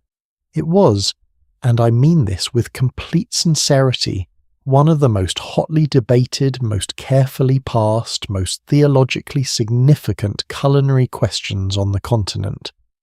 Because the answer determined what you could eat on approximately 150 days per year, and for a civilization that took its religious obligations very seriously indeed, getting that answer wrong was not just a dietary inconvenience, it was a matter of moral consequence. The Catholic Church throughout the medieval and early modern periods maintained a strict calendar of fasting and abstinence. Abstinence days on which the eating of the flesh of warm-blooded animals was forbidden, occurred every Friday of the year in commemoration of the crucifixion. They also occurred on certain Saturdays, on the eve of major feast days, and throughout the entire 40-day period of Lent before Easter. When you add all of those days together across a full year, you arrive at somewhere between 140 and 160 days on which a devout Catholic in medieval or early modern Europe was not supposed to eat meat. That is roughly 40% of the year, nearly half of every year. And this was not a soft suggestion. It was a binding religious obligation enforced by social pressure, by community scrutiny, and in some periods by actual legal penalties. In 16th century England, selling meat on a fish day was a criminal offence. The law was called the Wednesday and Friday Fish Act, and it existed not purely for religious reasons. The English crown also had a practical interest in maintaining a strong fishing industry and keeping experienced sailors available for the navy. Religion and politics, as usual, making arrangements that suited both. Now, the question of what was permitted on fast days was in theory straightforward. Fish was permitted, meat was not. But here is the thing about hunger and about human beings, and about the extraordinary creativity that emerges when appetite meets restriction, people began to ask questions, very specific, very pointed, very carefully worded questions, and they directed those questions to the appropriate theological authorities. The first great loophole was the beaver, specifically the beaver's tail. The beaver is, of course, a large semi-aquatic rodent. It lives in rivers and lakes. It spends substantial time in water, but it is unmistakably a warm-blooded mammal. Under any reasonable reading of the Church's dietary rules, eating beaver should have been forbidden on abstinence days, except the beaver's tail is flat, it is broad and paddle-shaped, and crucially it is covered in a texture that to the generous eye of a person who very much wanted to eat beaver could be described as scale-like, and so the argument was made, formally, theologically, to actual church authorities who considered it with actual seriousness. The argument went something like this: the beaver's tail, being aquatic in character, being flat, scale-textured, adapted to life in water, partakes of the nature of fish, and therefore on days of abstinence the beaver's tail may be consumed without violation of the fast. The rest of the beaver being clearly mammalian was another matter, but the tail was theologically speaking a fish, and this ruling, or something very close to it, was accepted in several regions of medieval Europe. People ate beaver tail on Fridays, with a clear conscience and a side of leeks. Now, before you decide that this is simply absurd, and I understand the impulse, I genuinely do, I want to offer a slightly different frame. The medieval theologians who grappled with these questions were not for the most part trying to find cynical loopholes. They were working within a classification system that was from within their framework entirely coherent. The prohibition on meat was not arbitrary. It was based on the idea that warm-blooded land animals that were considered physiologically and spiritually closer to humans, represented a richer, more indulgent form of nourishment. Eating them was associated with pleasure, with the body's appetites, with the kind of satisfaction that fasting was meant to deny. Fish, by contrast, cold-blooded, aquatic, remote from human experience, represented a leaner, less indulgent form of sustenance. More appropriate for days of penitence. Within that logic, the question of where exactly the line fell, what counted as sufficiently fish-like to be permitted, was a genuinely difficult philosophical question. The beaver's tail occupied an ambiguous biological space. The church authorities who classified it as permissible were not being dishonest. They were making a judgment call within a system that required judgment calls. They just happened to make a judgment call that was very convenient for people who liked eating beaver. But the beaver was not alone in this strange taxonomic purgatory. Let me introduce you to some of the other creatures that found themselves reclassified through theological argument and strategic description into the category of acceptable fast-day food. The barnacle goose.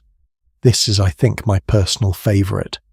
The barnacle goose is a species of goose that in medieval times was not observed to breed in the regions of northwestern Europe where it spent its winters. It simply appeared each autumn arriving from somewhere unknown with no visible nesting activity, no eggs, no chicks that anyone had seen. And this mysterious appearance generated in the medieval imagination a deeply creative explanation. Barnacle geese. It was believed by some medieval naturalists and widely circulated in popular knowledge grew from barnacles. Specifically from the goose barnacles, the long-stalked feathery barnacles that attach themselves to driftwood and submerge timber in coastal waters, which were believed to develop over time into fully formed geese. The bird, in other words, was understood to be generated spontaneously from the sea, which meant it was in some fundamental sense a creature of the water, which meant if you were hungry and motivated that it might reasonably be considered equivalent to fish, and this argument was made, and in some communities it was accepted, and people ate goose on Fridays and felt, if not entirely comfortable, at least theologically defensible about it.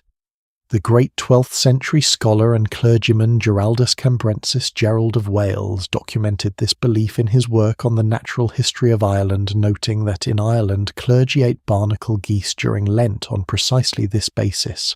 He also noted with some dryness that he personally found this practice questionable. Pope Innocent III agreed with Gerald. In 1215 at the Fourth Council of the Lateran, the official church position was clarified. Barnacle geese were meat, the loophole was closed, and somewhere in Ireland a number of clergymen had to rethink their Lenten menu. The puffin deserves its own moment, because the argument for the puffin's fish-adjacent status was in its own way even more audacious than the barnacle goose. The Atlantic puffin spends most of its life at sea. It is an extraordinary swimmer. It catches fish. It tastes reportedly, for those who have eaten it, strongly of fish with an oily, briny, intensely marine flavour, quite unlike any typical poultry. The argument was therefore made that the puffin, being in its lifestyle and its flavour so thoroughly of the sea, partook sufficiently of the nature of fish to be permissible on abstinence days. In certain coastal communities in Britain, Ireland and coastal France, this argument was locally accepted for extended periods. The Cistercian monastery on the Skellig Rocks off the western coast of Ireland, a community of monks living in extraordinary isolation on a jagged Atlantic rock, reportedly consumed puffin and other seabirds as a standard part of their fast-day diet.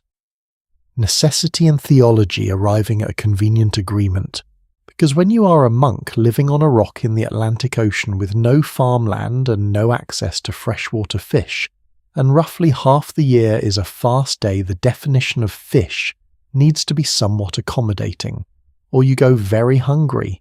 And then there is the capybara. This one is not medieval. This is considerably more recent, and it is in my opinion the most gloriously logical of all the fast-day reclassifications. The capybara is a large South American rodent, the largest rodent in the world, in fact capable of reaching weights of over 60 kilograms. It is semi-aquatic. It swims readily and spends much of its time in or near water, and when Spanish missionaries and colonists arrived in Venezuela and other parts of South America in the 16th and 17th centuries and encountered it, they faced a familiar problem. Lent was coming, meat was prohibited, and the capybara was everywhere. A petition was sent to the Vatican, a formal request from the Catholic community in Venezuela, asking whether the capybara, given its aquatic habits, its scaly appearance in certain early descriptions and its general association with water, could be classified as a fish for the purposes of Lenten abstinence. The Vatican, after consideration, granted the permission. The capybara was for the purposes of Lenten eating a fish, and in Venezuela this ruling has endured. To this day, capybara is traditionally consumed during Lent in parts of Venezuela. It has become genuinely part of the food culture, a theological ruling from the 16th century, producing a culinary tradition that continues 450 years later. I find that extraordinary, not absurd, extraordinary. Now let me make something clear, because I think the temptation is to treat all of this as simply funny, as a collection of historical jokes about people who are willing to tie themselves in intellectual knots to eat what they wanted. And yes, there is humour in it.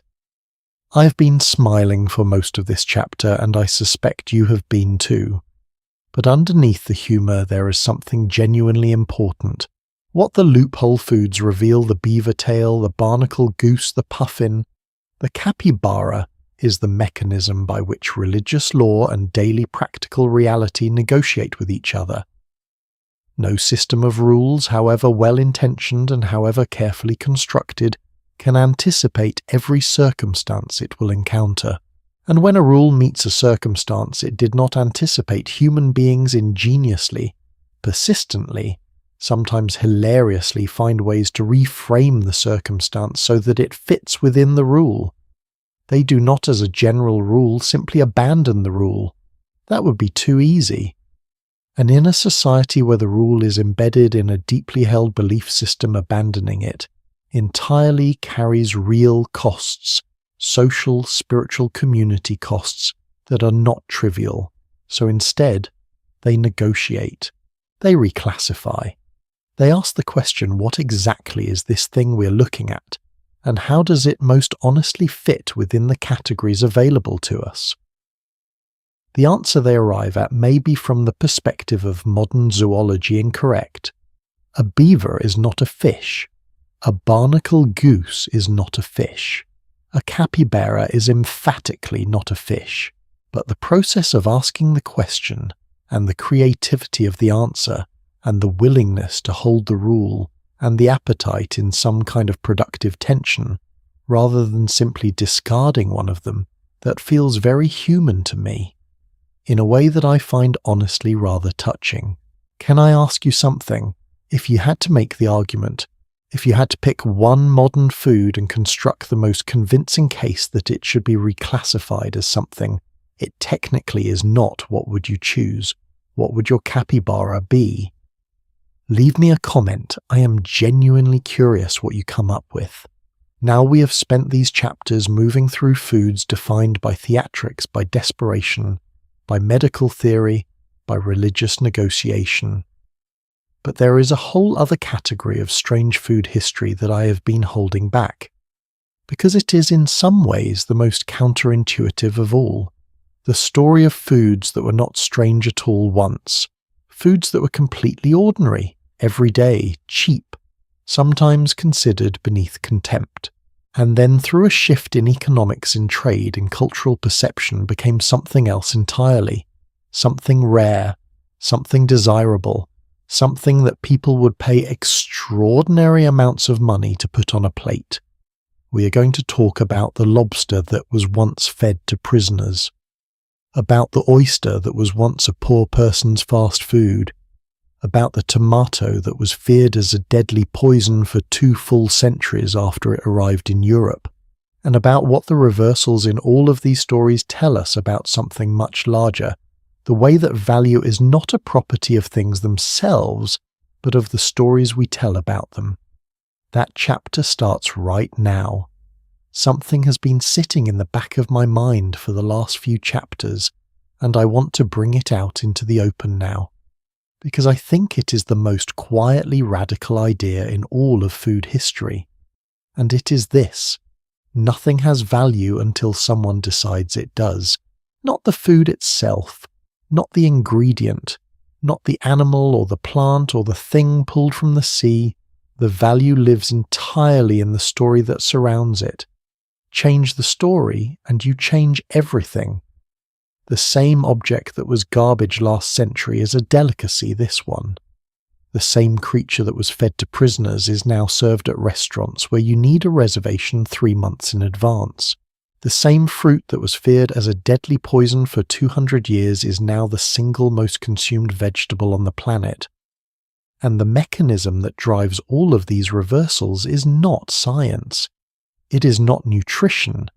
It is not even flavor, though flavor plays a role. It is perception. It is the invisible collective, constantly shifting agreement between people about what a thing is worth. Let me show you exactly how that works. The lobster. If you have ever been to a fine seafood restaurant or even glanced at a seafood menu in a nice coastal city, you know that lobster is expensive. Seriously expensive. In the United States, a single lobster dinner at a good restaurant can cost anywhere from $40 to well over $100. Lobster's the kind of food that signals celebration. Anniversary dinners, birthday splurges, the treat you give yourself when something genuinely good has happened. It has a whole aesthetic built around it: the bib, the crackers, the drawn butter, the sense of ritual and indulgence. Now, I want you to hold all of that in your mind, and then I want to tell you about Massachusetts in the 17th century.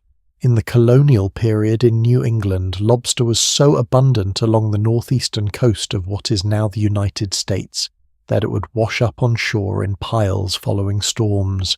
Piles, 2 feet deep in some accounts.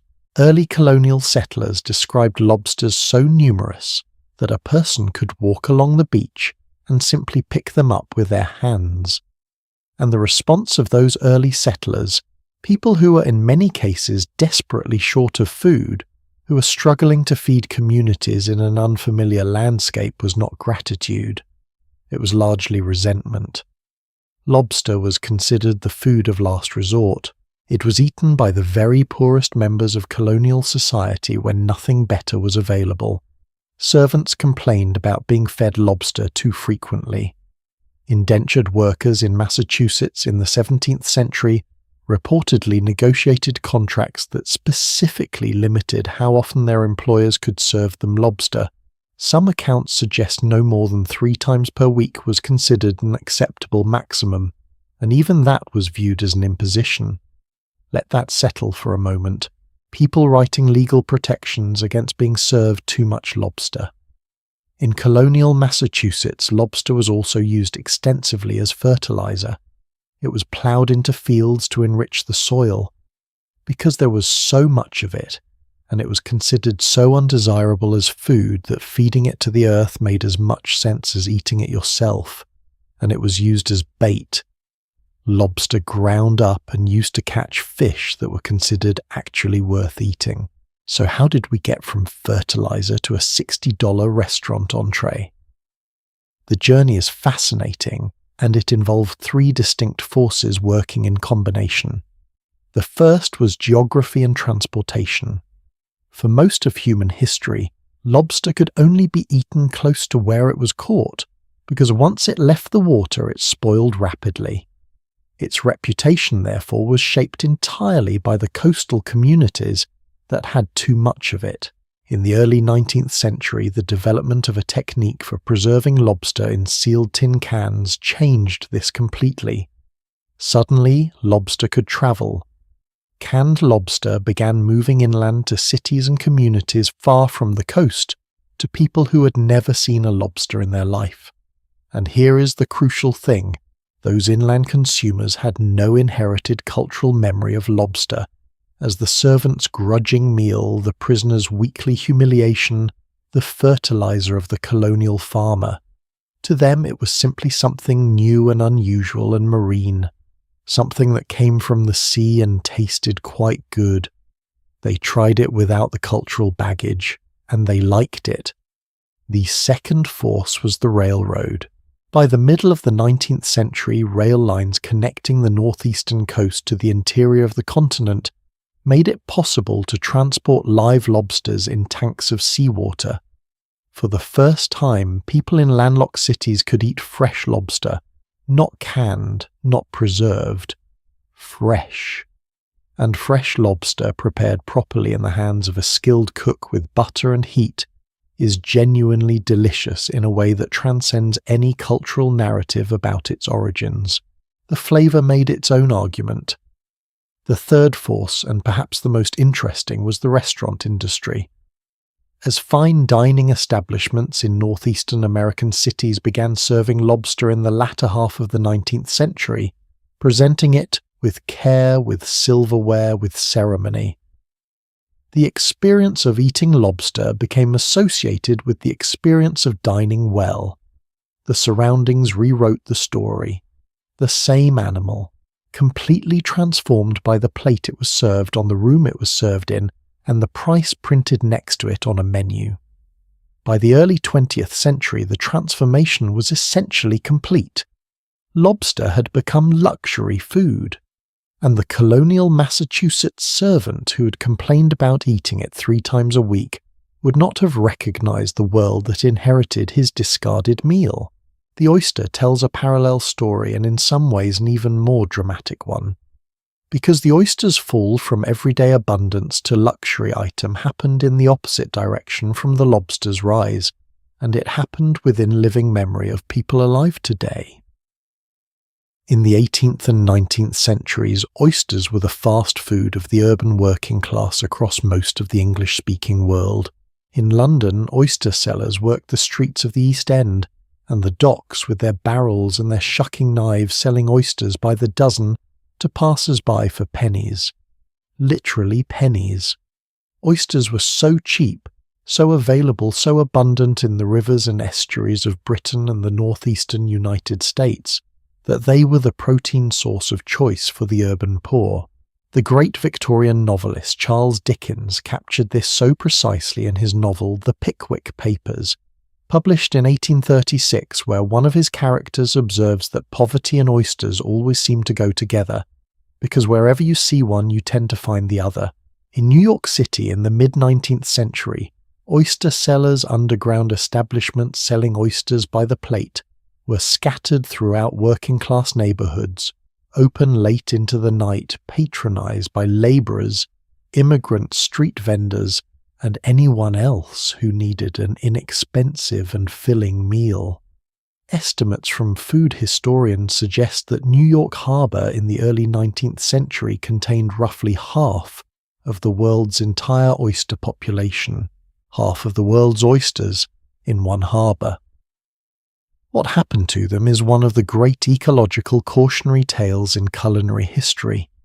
Overharvesting, driven by the enormous commercial demand for a product that had been for so long effectively infinite, gradually stripped the oyster beds of New York Harbor through the latter half of the 19th century and into the 20th. Pollution from the rapidly industrializing city made remaining beds unsafe for consumption, and by the early 20th century the oyster population of New York Harbor, which had once been so vast it served as a natural water filtration system for the entire region, cleaning billions of gallons of water every day, was functionally destroyed. As the oysters disappeared, their price climbed. As their price climbed, they became rare. As they became rare, they became desirable in a different way. Now they were special. Now they required provenance, this oyster from this particular bay, this particular water temperature, this particular salinity producing this particular flavor profile. The oyster, in becoming scarce, became artisanal. It became the kind of food that sommeliers pair with specific wines, and chefs describe in terms of terroir, the French wine concept of a food tasting of the specific place it came from.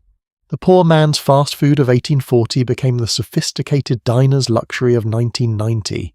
Same animal, new story, and now the tomato. Oh, the tomato. I have been looking forward to this one.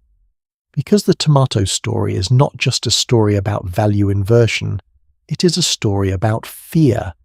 Real fear. Sustained, serious, widespread 200-year fear of a fruit that is now the backbone of Italian cuisine, the foundation of Mexican cooking, this central ingredient in dishes eaten by billions of people every day. When the tomato first arrived in Europe from the Americas in the early 16th century, brought back by Spanish explorers returning from Central and South America, it was received with what can only be described as profound suspicion. Part of the suspicion was humoral, which we've already discussed. The tomato was classified as cold and moist to a potentially harmful degree. But there was another layer of suspicion that was botanical rather than medical. The tomato belongs to the plant family Solanaceae, and the Solanaceae family in 16th century Europe was known primarily for several of its other members. Belladonna, also called deadly nightshade, a plant with beautiful dark berries that cause hallucinations and can be fatal in sufficient quantity. Henbane, a plant used in witchcraft traditions and known to cause delirium. Mandrake, a root with a long association in European folklore with magic poison and the occult. The tomato plant, with its similar leaf structure, its similar smell, and its red or yellow fruits that bore a superficial resemblance to the berries of some of its more dangerous relatives, was immediately associated by European botanists and physicians with this sinister family. The leaves of the tomato plant are in fact mildly toxic. This much is true, and 16th century Europeans handling the plant and observing that the leaves smelled strange and produced skin irritation, in some people concluded reasonably incorrectly, but reasonably that the fruit might be dangerous as well. The botanist Pietro Andrea Mattioli, writing in the 1540s, described the tomato cautiously and recommended treating it with suspicion. Other European botanists followed his lead, and the reputation solidified. The tomato was called the poison apple in parts of northern Europe. In England, it was grown as an ornamental plant admired for its bright colour in the garden, but not eaten.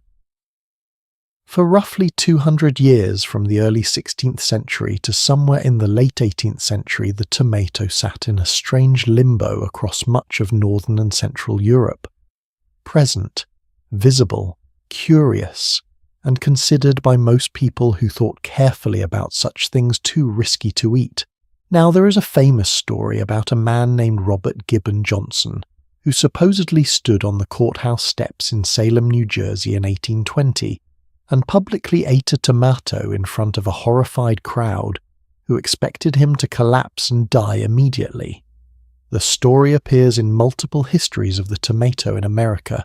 I want to be honest with you about it. Food historians have largely been unable to verify this specific event from primary sources, and it may be embellished or partially invented. But the fact that this story exists, that it was told and repeated and believed, tells you something real about the genuine reputation the tomato had in the early 19th century United States. Even if Robert Gibbon Johnson did not stand on those courthouse steps in precisely that way, the fear he was supposedly defying was real. People genuinely believed the tomato could harm them. The power of that belief is the point. Not whether one particular man ate a tomato in a particular New Jersey town in 1820. What actually changed the tomato's reputation in Europe and North America was not a single dramatic act of public tomato consumption. It was something slower and more profound.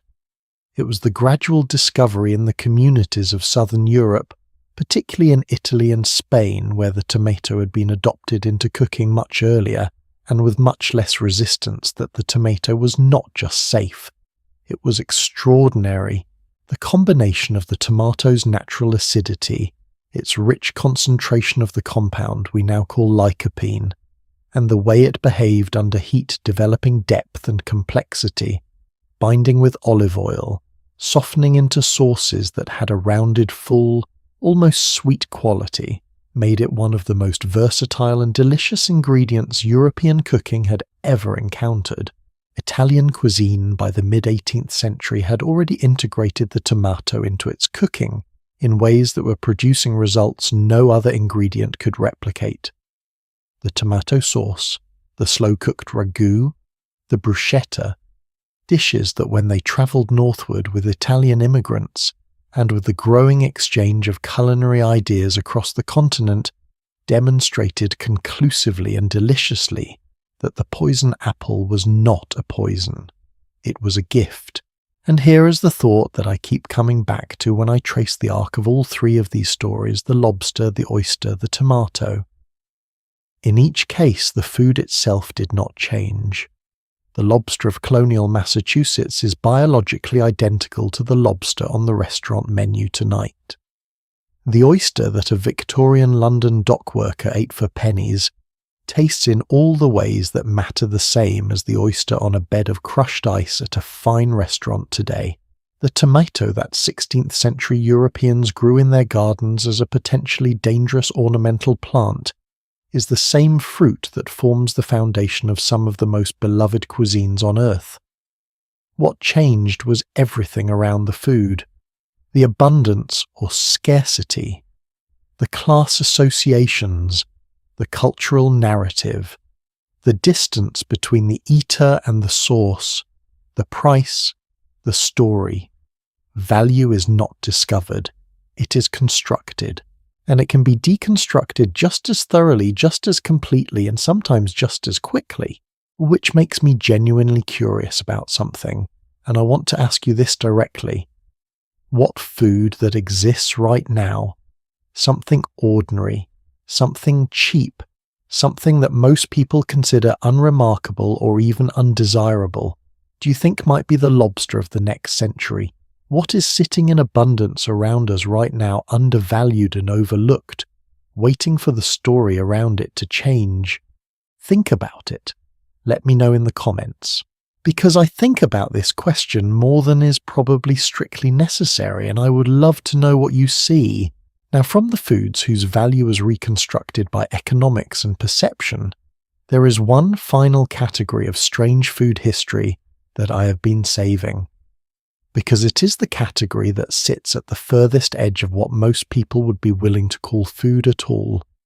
We're going to talk about fermentation taken to its absolute extreme, about the fine, genuinely contested line between something that is aged and something that has simply gone wrong, about Humoral, the national dish of Iceland made from Greenland shark buried in gravel and left to cure for months, producing a flavour so intensely ammoniac that first-time tasters often need a moment to collect themselves afterward, about century eggs, about the role of time and transformation and deliberate, controlled, carefully managed decomposition in producing flavours that nothing else in the culinary world can replicate, and about why the question of what counts as rotten versus what counts as fermented is one of the most culturally revealing questions you can ask about any society's relationship with food.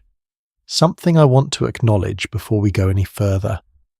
We have travelled a remarkable distance together tonight, from the slaughterhouse yards of Victorian London to the theatrical feast halls of medieval England, from the clay jars of Roman Pompeii to the theological debates about beaver tails and barnacle geese, from the arsenic tonics that made Victorian cheeks glow to the lobster that once fertilised colonial fields.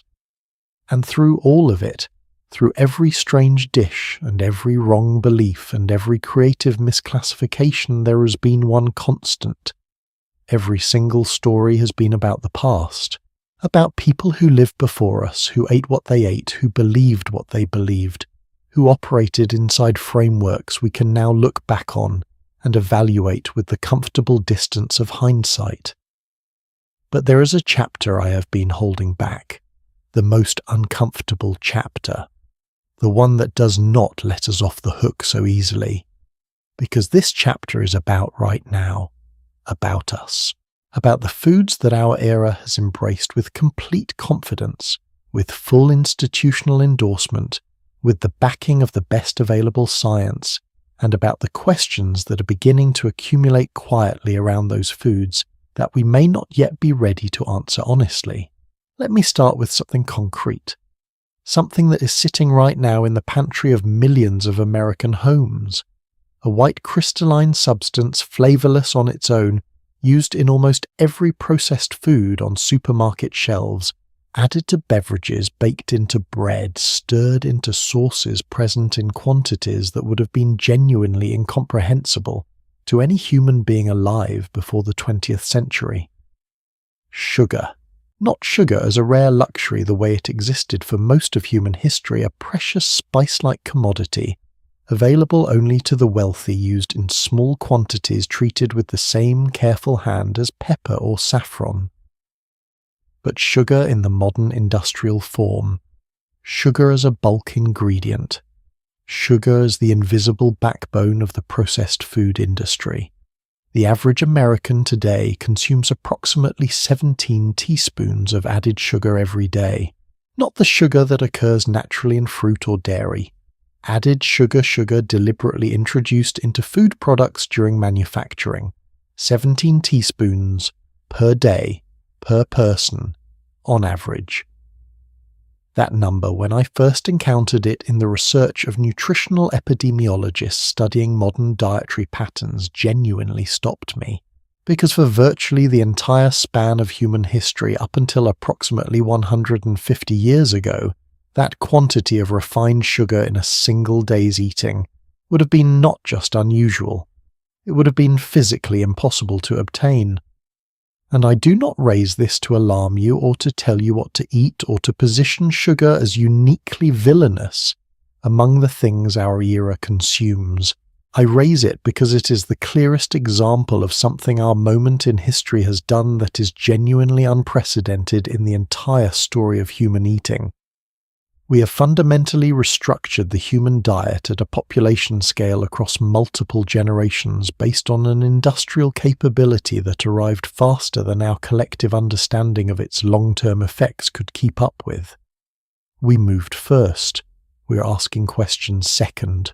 And that is a pattern that should by now feel familiar. I want to tell you about a man named Ansel Keys. Because if you are going to understand how the modern food landscape became what it is, his story is essential. Ansel Keys was an American physiologist, a scientist who studied the relationship between diet and cardiovascular health, whose work in the middle of the 20th century shaped nutritional policy across the Western world more profoundly than perhaps any other single researcher. In the 1950s and 60s, Keys conducted what became known as the 7 Countries Study, a large-scale comparison of diet and heart disease rates across communities in Finland, the United States, the Netherlands, Italy, Yugoslavia, Greece, and Japan. His conclusion, presented with considerable force and confidence, was that saturated fat, the fat found in animal products like butter, lard red meat, and full-fat dairy, was the primary dietary driver of cardiovascular disease. Eat less saturated fat, Keys argued, and you will have fewer heart attacks. This argument, which came to be known as the diet heart hypothesis, became the foundation of American nutritional policy for the next several decades. The United States government adopted it. The American Heart Association endorsed it. Food manufacturers responded to it by developing a wave of low-fat products, removing the fat from foods that had always contained fat, and replacing it in many cases with sugar and refined carbohydrates to maintain palatability. Low-fat yogurt with twice the sugar of the full-fat version. Fat-free salad dressings that tasted of nothing without substantial sweetener additions. Reduced fat peanut butter with added corn syrup, all of it endorsed, all of it marketed with the language of health, all of it eaten by millions of people who were told by the most authoritative voices of their era that they were doing the right thing, and the evidence now emerging over decades of subsequent research suggests that the picture Keys painted was at minimum significantly more complicated than he presented it. More recent analyses of his original data have raised questions about whether he selected the countries that supported his hypothesis and omitted others where the pattern did not fit as neatly. Researchers studying the effects of the low-fat dietary movement on population health have found troublingly that the period during which Americans most aggressively reduced their fat consumption corresponded with a dramatic rise in obesity rates and in the incidence of type 2 diabetes. This is not simple causation. The relationship between diet and health is genuinely complicated, genuinely contested, genuinely difficult to study. But the possibility, the serious peer-reviewed, increasingly hard to dismiss possibility that a dietary framework embraced by an entire civilization for 30 years may have caused harm it was intended to prevent, that should feel by now like a very familiar kind of story. And Ansel Keys is just one thread. Pull on another and you find the story of margarine. For most of the 20th century, margarine was positioned deliberately, with the full weight of the medical establishment behind it, as the healthy alternative to butter. Butter was animal fat saturated, implicated in heart disease. Margarine was vegetable-based, unsaturated, modern scientific better. Hospitals served margarine. Schools served margarine. Families who cared about their health switched from butter to margarine and felt virtuous about doing so. The problem was the process by which vegetable oils were converted into a solid spread at room temperature. Hydrogenation, the industrial process involved, produced a type of fat called trans fat. And trans fat, it eventually emerged through decades of accumulating research, was significantly more harmful to cardiovascular health than the saturated fat it was supposed to replace. The thing that was sold as the healthy alternative was in the specific way that matters most for the health outcome, it was supposed to improve worse than what it replaced. The United States Food and Drug Administration did not finalize a ruling removing trans fats from the generally recognized as safe category until 2015. Margarine had been promoted as a heart-healthy food since approximately 1911, over a century, and in that century generations of people ate it instead of butter, because the most trusted medical and nutritional voices of their time told them to. Now, I want to be very careful here, because I am not making an argument that science is untrustworthy, or that you should ignore medical advice, or that everything modern nutritional science tells us is wrong. That would be its own form of the error we've been tracing all evening, replacing one overconfident framework with another. What I am making is a much more modest argument, an argument that the history of human eating, the full, long, often humbling history we have travelled through, together tonight suggests that certainty in the domain of food and nutrition has a poor track record. Not because scientists are dishonest, but because the human body is extraordinarily complex, because nutrition science works with confounding variables that are almost impossible to control, because the timescales on which dietary effects manifest are often longer than the studies designed to detect them, and because the industrial, political and commercial interests that shape food systems are powerful enough to influence the research questions that get asked, the studies that get funded, and the conclusions that get amplified. This is not conspiracy. It is the ordinary, documented, well-studied sociology of how science operates inside human institutions. And it means that what the most authoritative voices of any given era say about food should be taken seriously, but held with a degree of the same open-minded humility that we extend looking back to the physician who prescribed arsenic for its cosmetic effects. Let me give you one more example because I think it is the most surprising of all. Ultra-processed food. The category of food products manufactured through industrial processes containing ingredients not typically found in home kitchens, engineered for specific textures and flavor profiles and shelf stability, that now comprises, by some estimates, more than 50% of the calories consumed by the average American adult. More than 50% every day, across a population of 330 million people. This is a dietary experiment with no historical precedent. No human population in the entire span of human existence has ever eaten this way before, and the research on what this dietary pattern does to human health over extended time periods is still in many crucial respects incomplete. Not because scientists are not trying, but because the experiment has only been running for 2 or 3 generations, and the full consequences of what we have eaten may not be visible yet in ways that research can clearly measure and attribute. We are in a real sense the subjects of an ongoing study whose results we cannot yet read. The Victorian parent who gave their child a soothing syrup did not know what was in it. We know exactly what is in our ultra-processed food. The ingredient lists are there on every package. We are just not yet certain what it means, and there is a kind of particular complicated responsibility in that uncertainty. We have more information than any previous generation of eaters. We also have more engineered temptation, more sophisticated marketing, more industrial efficiency in the production of foods calibrated specifically to override the signals our bodies use to regulate consumption, more knowledge, more complexity, no clearer answers. Here is the question that I think food history ultimately keeps asking us. Not which foods are right or wrong, not which dietary system will finally definitively get it correct, but this.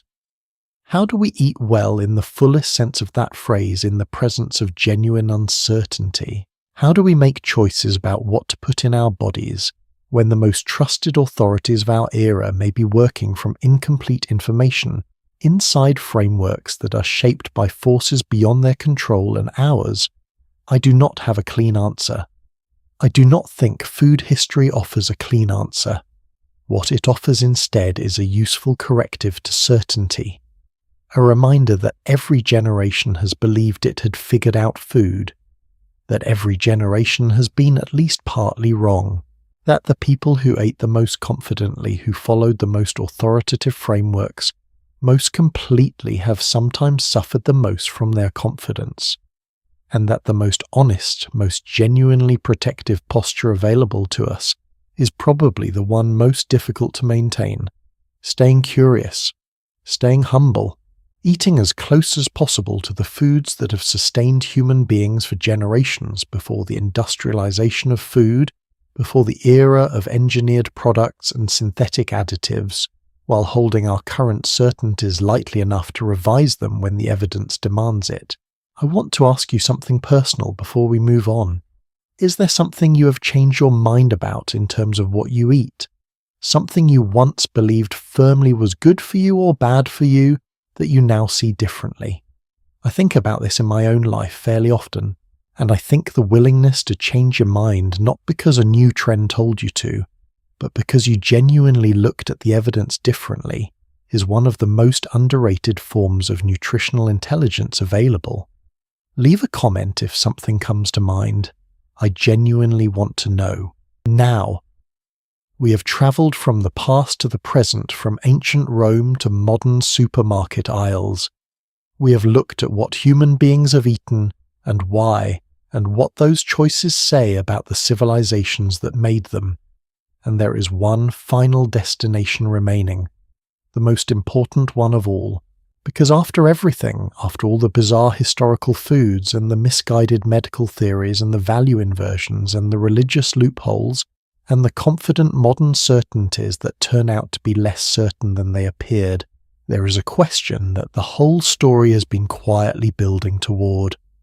A question about the future, about what the people who come after us will look back at our tables and see, about which of our most ordinary, most accepted, most unremarkable daily eating habits will strike our great-grandchildren the way drinking arsenic tonics strikes us now. That is where we are going next. And it is, I think, the most interesting place this entire journey has taken us yet. Pull your blanket a little closer, because this is the chapter I've been thinking about the longest. The one that kept me up at night, not with anxiety, but with that particular restless curiosity that happens when a question does not have a clean answer, and you cannot quite stop turning it over in your hands. The question is this: 100 years from now, perhaps less, perhaps a little more historians and food writers and curious people lying in the dark listening to stories will look back at the tables of our era, at what we ate, at what we believed, at what we accepted without question as normal, as safe, as simply the way things are. And some of what they find will stop them cold, just the way the arsenic tonics stop us, just the way the laudanum syrup stop us, just the way the slaughterhouse blood queue stops us. Not because the people of our time were foolish, but because they were human, doing their best, inside a framework that was not quite complete. Let me start with the one I think about most often: factory farming. I want to be careful here because this is a subject that sits at the intersection of food ethics, economics and politics in ways that make people feel strongly in many different directions. I'm not here to tell you what to think about it. I'm here to describe it as a historian might, with as much clarity and as much honesty as I can, and to ask whether the distance of a century might change how it looks. The modern industrial system for producing chicken, pork, beef and eggs operates at a scale that has no precedent in human history. In the United States alone, approximately 9 billion chickens are raised and processed for food every year. 9 billion. In the year 1920, just over a century ago, the entire American poultry industry produced approximately 360 million chickens annually. That is a 25-fold increase in 100 years, The birds raised in modern industrial facilities live lives that are in almost every measurable way radically different from the lives of chickens in any previous era of human history. Modern broiler chickens, the breed developed specifically for meat production, are raised to market weight in approximately 47 days. Their wild ancestors and traditional farm breeds even a century ago took roughly 80 to 120 days to reach a comparable size. They have been selectively bred to grow so rapidly that their skeletal and cardiovascular systems frequently cannot keep pace with their muscle development. Researchers studying welfare outcomes in industrial broiler populations have found rates of leg disorders, heart conditions, and mobility impairment that are by any standard of animal health assessment extraordinarily high. They are raised for the most part in conditions of density that would have been recognizable to no farming tradition before the mid-20th century. Tens of thousands of birds in a single enclosed structure, no access to natural light in many facilities, no access to outdoor space, no opportunity to express behaviors that researchers studying animal cognition, and yes, chickens do have cognitive and social lives that have been increasingly well documented in recent decades, would recognize as natural. And all of this is legal. All of this is standard. All of this is the system that produces the chicken sitting in most American refrigerators right now. I am genuinely uncertain how future generations will evaluate it, but I notice that when I describe it this way, stripped of familiarity laid out plainly, it has a quality that feels, at least to me, uncomfortably similar to other historical practices that we now look back at and find troubling, not identical. I want to be clear about that. Not identical, but similar in the structure of the discomfort of a practice so normalized, so economically embedded, so thoroughly invisible within its own era, that the people participating in it rarely thought to question it. Now let me take you somewhere quite different, because the question of what future generations will find strange about our eating is not only about ethics, it is also about chemistry. In the middle of the 20th century, the agricultural revolution that dramatically increased food production, the so-called Green Revolution, was accompanied by an equally dramatic increase in the use of synthetic pesticides, herbicides and fungicides on food crops. These chemicals were tested for acute toxicity for their immediate harmful effects at specific doses. They were not in the regulatory frameworks of the 1950s and 60s, comprehensively tested for something much harder to study: their cumulative effects. What happens when a human being eats trace quantities of dozens of different synthetic chemicals across decades in combinations that were never tested together, starting from infancy in quantities that vary unpredictably based on what is in season, what country the food came from, how it was stored, how it was cooked? We do not have clean answers to that question, not because researchers are not trying, but because the question is extraordinarily complex, because the timescales involved are generational, because establishing causation rather than correlation in chronic disease in conditions that develop over decades and involve hundreds of interacting variables is one of the hardest problems in all of epidemiology. Regulatory agencies across the developed world set maximum residue limits for pesticides on food thresholds, below which the chemicals are considered safe. But those thresholds are set chemical by chemical. They do not account for the additive or interactive effects of the full cocktail of residues that most people consume daily across a varied diet. The toxicologist who studies this most honestly will tell you privately, if not always publicly, that we simply do not know. We are running an experiment on ourselves, with our children, and the results will take another generation to begin to fully read. Does that sound familiar? It should. It is the same sentence that could have been written in 1850 about the arsenic in the cosmetics, about the lead in the wine vessels, about the mercury in the medicines, the poison in plain sight normalized by ubiquity invisible because it is everywhere. And then there is the plastic. Microplastics, tiny fragments of plastic broken down from larger plastic objects, present in the environment in quantities that have increased exponentially since the mass adoption of plastic packaging in the 1950s and 60s have now been found in human blood, in human lung tissue, in the placentas of unborn children, in bottled water, in table salt, in seafood, in the air we breathe indoors. Recent research from various institutions has suggested that the average person may be ingesting several thousand microplastic particles every week, equivalent by some estimates to eating approximately one credit card's worth of plastic per week. The health implications of this are at this moment genuinely unknown. The research is new. The science is moving fast, but not fast enough to be definitive. Regulatory responses are just beginning, and most people eating lunch right now are not thinking about microplastics. Just as most people in 1880 were not thinking about the lead lining of their water pipes. Just as most people in 1750 were not thinking about the arsenic in the green dye of their wallpaper. Because in every era, the things that are most dangerous are often the things so embedded in ordinary life that they become invisible. I want to pause here and make sure I am being fair, because there is a version of this chapter that slides into something I do not want it to be. A version that says everything is dangerous, nothing is safe. The modern food system is a catastrophe, panic accordingly. That is not what I am saying. The modern food system, for all its serious problems, has also produced something genuinely extraordinary.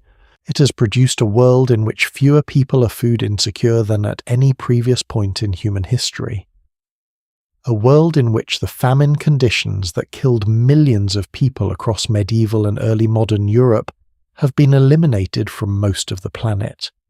A world in which the average life expectancy has more than doubled in the last 2 centuries. A world in which children in wealthy nations are taller, healthier, and longer lived than at any previous point in human history. These are not small achievements, they're extraordinary ones, and they were produced in significant part by the same industrial food systems that have the problems I have been describing. The same green revolution that introduced synthetic pesticides at scale also produced grain yields sufficient to feed billions of people who would otherwise have faced starvation. The same industrialization of the food supply that gave us ultra-processed food also gave us the refrigeration, the sanitation infrastructure, and the supply chain reliability that eliminated the seasonal famine cycles that haunted every previous era. This is the genuine complexity, not a simple story of progress, not a simple story of decline. A story full of trade-offs, of gains and costs running simultaneously, of improvements in one dimension, accompanied by deteriorations in another, just like every previous era in the history of human eating. So what does any of this mean for how we actually live and eat right now? I keep coming back to a frame that food history across everything we have covered tonight seems to consistently offer. The people who ate the most thoughtfully in every historical era, not the wealthiest, not the most fashionable, not the most aligned with whatever the official dietary advice of their moment happened to be, but the most thoughtful tended to share a few characteristics. They ate what had been eaten for generations. They paid attention to what their bodies actually told them, rather than only to what authorities told them their bodies should be saying. They maintained a relationship with the origins of their food, whether through growing some of it, preparing most of it, or simply knowing what it was before it became a meal. And they held their dietary certainties lightly, not skeptically to the point of paralysis, lightly, with the kind of open hand that can release something when the evidence suggests it should be released. These are not exotic virtues, they are old ones. Older than any nutritional framework, older than any dietary system. as old as the first person who looked at something their instinct told them was wrong and decided to ask why before they ate it. Here is the thing that strikes me most sitting with all of this. If you could go back in time and tell a Tudor physician that the tobacco he prescribed for lung complaints would turn out to cause lung cancer, that the very organ he was trying to help was being slowly destroyed by his treatment, he would not have simply shrugged. He would have been horrified. He prescribed tobacco because he believed it was helping. He wanted his patients to get better. The desire was right. The tool was catastrophically wrong. And if someone from 100 years in the future came back to sit at our tables tonight, looked at what we eat, at the conditions under which it is produced, at the chemicals present in it, at the systems that make it possible, I do not think they would conclude that we do not care. I think they would conclude that we cared very much, and that we were doing our best inside a framework that was not quite complete, which is, I have come to believe, the most honest and most generous thing you can say about almost any generation of human eaters, including ours. Can I ask you something before we reach the end of this journey? Out of everything we have discovered together tonight, out of all the strange foods and stranger beliefs and confounding reversals and quiet tragedies and unexpected wisdoms, which story changed something for you? Not necessarily change what you eat, but change something in how you think about eating, about food, about the relationship between what we put in our bodies and the stories we build around that act. I ask because I think the stories are the thing, more than the food itself. The stories are what determine what gets eaten and by whom, and with what meaning attached. And the stories can be changed. Not easily, not quickly, but they can be changed. History proves that. Over and over. With every lobster that went from fertilizer to luxury. With every tomato that went from poison to pasta sauce. With every framework that turned out to be wrong and was eventually painfully replaced by something closer to right. We are almost at the end of tonight's journey. But there is one more place I want to take you, because I think the most important question that all of this history has been quietly building toward is not about the past. It is not even really about the present. It is about the future, about what we leave behind, about what we carry forward, about the food stories of the next 100 years, and about who gets to write them. The final chapter is coming right now. And it is, I promise you, the one I've been most looking forward to telling.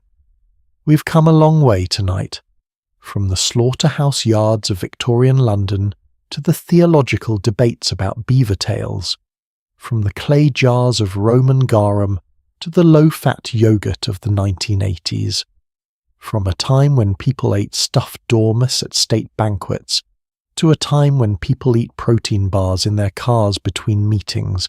And somewhere in all of that distance, in all of that accumulated strangeness and ingenuity and wrongness and occasional accidental rightness, a question has been quietly forming. Not a question about the past, a question about what comes next, about the food of the future. And I want to be honest with you about something before I try to answer it. When I started researching this story, I thought the future of food chapter would be the easiest one to write. New technologies, new possibilities, interesting ideas, clean and optimistic. But the more time I spent with the history, the full, long, often humbling history of everything we have covered tonight, the more I realized that the future of food is not primarily a technology story. It is a story question. What story will we tell about what is worth eating, and who will have the power to tell it? Let me start with something that is already here. Not a prediction. A reality that is unfolding right now in laboratories and startup offices and academic institutions and in small experimental quantities on the plates of people willing to try something genuinely new. Cultivated meat. The process by which muscle cells taken from a living animal, without harming it, without slaughtering it, are grown in a controlled environment using nutrients and scaffolding that allow them to develop into something that is at the cellular level real meat. Not a plant-based imitation, not a textured vegetable protein engineered to resemble meat. Actual animal muscle tissue, grown outside an animal's body. The first cultivated beef burger was produced in 2013 by a team led by Professor Mark Post at Maastricht University in the Netherlands. It cost approximately $325,000 to produce. One burger, $325,000.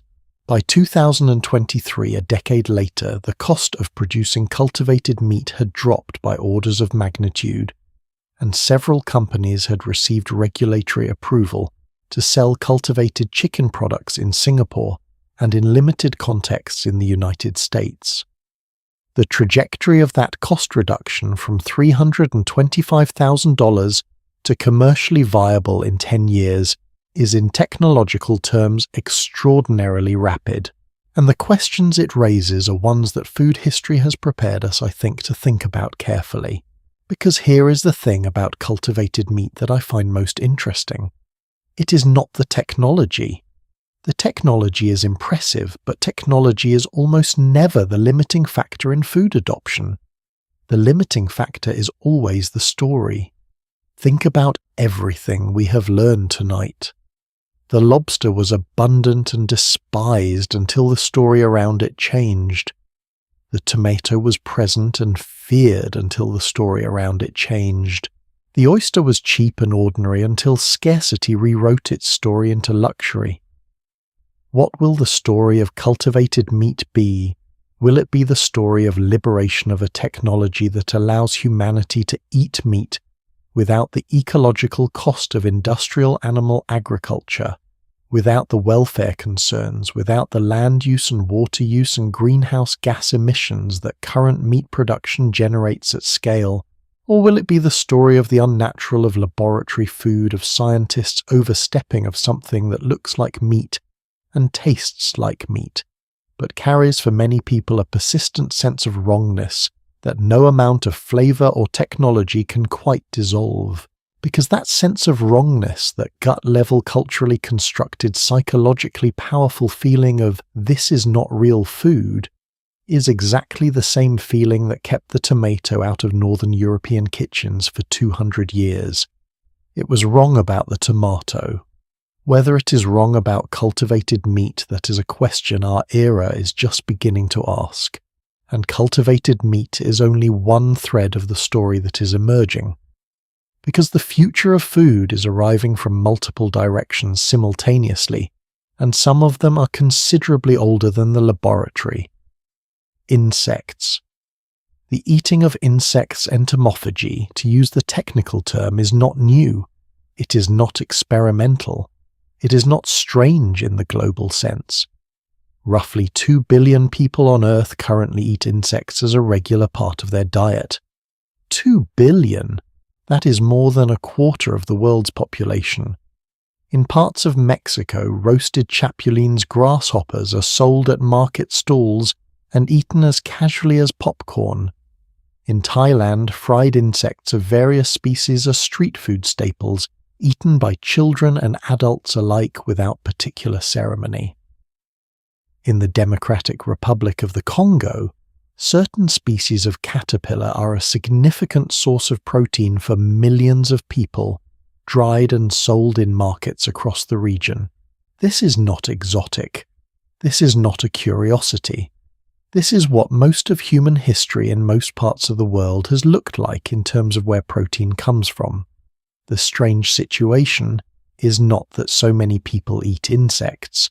The strange situation is that a relatively small portion of humanity, concentrated largely in Europe and North America, developed over the last few centuries a cultural taboo against insect eating so powerful that the idea of eating a cricket produces in many Western adults a visceral recoil that bears no relationship whatsoever to the nutritional reality of what they are being offered.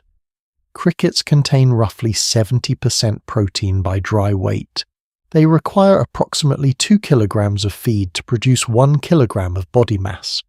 A cow requires approximately 8 kilograms of feed for the same outcome. Crickets produce a fraction of the greenhouse gases that beef production generates. They require a tiny fraction of the land and water. From a purely nutritional and ecological standpoint, the argument for insect protein is difficult to argue against. And yet, tell a room full of American adults that dinner tonight is a cricket flour pasta and watch the faces. The Kasumazu has better odds of being enthusiastically received. At least cheese is already in the category of food. The story needs to change, and the only question is how long it takes and what catalyzes it. I want to tell you about something that happened in the Netherlands, because the Netherlands has been, for the last decade or so, one of the most interesting places in the world to watch the future of food being negotiated in real time. In the 1990s, the Dutch government made a strategic decision to invest heavily in agricultural innovation to develop the most resource-efficient food production systems in the world. What followed is one of the most remarkable agricultural transformations in modern history. The Netherlands, a country roughly the size of West Virginia, is now the second largest exporter of food in the world, by value behind only the United States, which is approximately 270 times larger. It accomplished this through precision agriculture, the use of technology data-controlled environments and resource efficiency to produce more food from less land with less water, with dramatically reduced pesticide and fertilizer use. Dutch greenhouse tomatoes, for example, use approximately 93% less water than field-grown tomatoes in comparable climates. Dutch chicken producers have reduced antibiotic use by more than 70% over 15 years through welfare improvements and management changes that reduce the disease burden in their flocks. None of this is a utopia. The Dutch model has its own problems, its own concentrations of power, its own ecological costs, its own contested trade-offs. But it demonstrates something important, that the story of industrial food does not have only one possible ending, that the system can be changed not slowly, not over centuries, but within the span of a single generation, when the political will and the economic incentives and the technological capability align. And that is, I think, genuinely hopeful, not naive, hopeful. Now, I want to bring this full circle, because we started tonight at the beginning with the question of what food even is and how the definition has changed across every era of human history, and I want to end in the same place. With that question, what is food? And I want to suggest that the history we have travelled through together tonight offers an answer that is more surprising and more beautiful than I expected when I started researching it. Food is not primarily a biological category, it is a cultural one. It is the sum of the stories a community tells about what is worth eating, about what is safe and what is dangerous, about what is ordinary and what is special, about what connects us to each other and to the past and to the specific piece of earth we come from. The Roman soldier who carried garum across 3 continents was not just carrying a condiment, he was carrying a piece of home. The medieval peasant woman who made pottage from the same pot her mother and grandmother had used before her was not just making food, she was making continuity. The Victorian child who remembered the smell of a particular dish from a particular evening, even if that dish was something we would now find strange or concerning, was building a memory that would stay with them for their entire life. Comforting, indelible, entirely real. Food is how we mark time, how we mark belonging, how we say without words, this is who we are and this is where we come from and these are the people we choose to feed. And here is the most important thing that the history of human eating teaches us. Not what to eat, not which system is right or which framework to follow, but this. Every single one of the people whose food stories we have visited tonight was doing the same thing we are doing right now. They were trying. They were taking what they had, the knowledge available to them, the ingredients accessible to them, the beliefs that made sense within their world, and they were trying to feed themselves and the people they loved as well as they possibly could. The Roman physician who prescribed the wrong thing did it with genuine care. The Victorian mother who opened the wrong bottle did it with genuine love. The medieval cook who spent 3 days building a creature that should not exist did it with genuine pride. And the humility that food history asks of us, the specific, gentle, open-eyed humility it keeps insisting on, is not the humility of defeat. It is the humility of recognition, of seeing ourselves in people who seem on the surface completely different from us, who ate things we cannot imagine eating, who believed things we cannot imagine believing, and who wanted underneath all of that exactly what we want, to be nourished, to be satisfied, to sit at a table with people they loved and feel even for just that hour that everything was going to be all right. I think about the people of 100 years from now, the ones who will look back at our tables the way we have looked back at all the tables in this story. And I hope, genuinely, quietly hope, that what they see when they look is not just the mistakes, not just the ultra-processed food and the factory farms and the microplastics and the dietary frameworks that turned out to be wrong.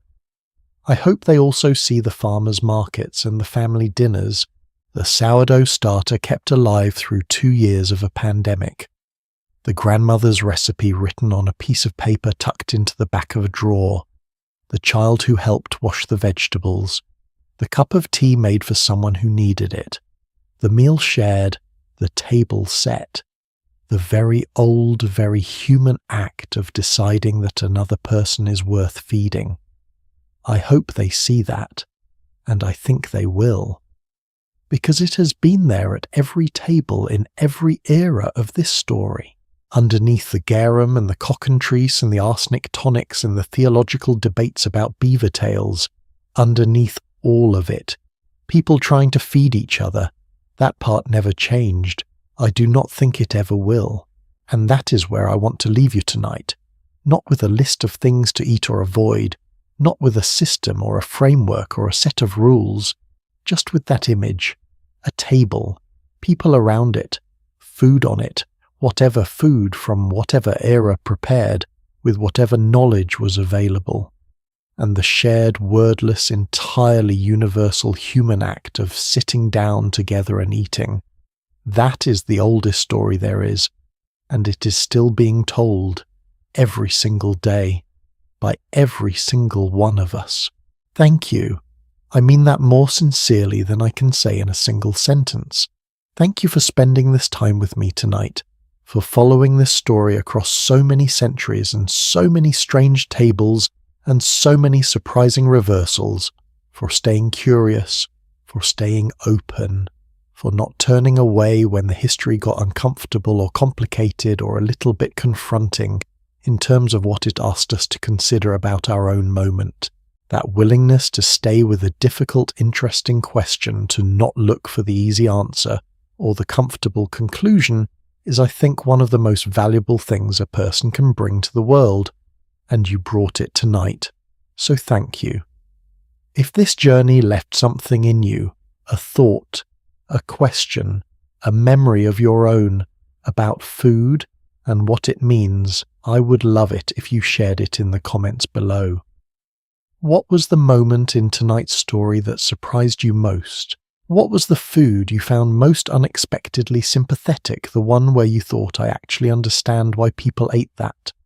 And what food from our own era do you think future generations will look back at and shake their heads? Tell me, genuinely. I read every single comment, and the conversations that happen in that space are some of my favourite parts of making this channel. If this story was the kind of thing that made your evening a little richer, a little more interesting, a little more worth staying up for, it would mean everything to me if you shared it with someone who might feel the same way. Not because the numbers matter, though they do help more people find their way here, but because these stories deserve a wide table. They deserve to be heard by as many people as possible, and the people who share them are the ones who make that possible. So if you know someone who loves history or food or the strange, patient, endlessly surprising story of what it means to be human, send this to them. I think they will be glad you did. As for what comes next, I've been sitting with a new story for a while now. The kind that starts quietly with something that seems simple on the surface and then opens up the way good stories always do into something much larger and much stranger and much more moving than you expected. I'm not going to tell you what it is yet, but I think if tonight is any indication of the kinds of stories that find their way to you, that you're going to want to be here for it. So make sure you are subscribed so you do not miss it when it arrives. Leave the light on a little longer if you need to. The world will still be there in the morning, and until next time, sleep well. Stay curious and keep asking the interesting questions, the ones without easy answers. Those are always the best ones. Good night.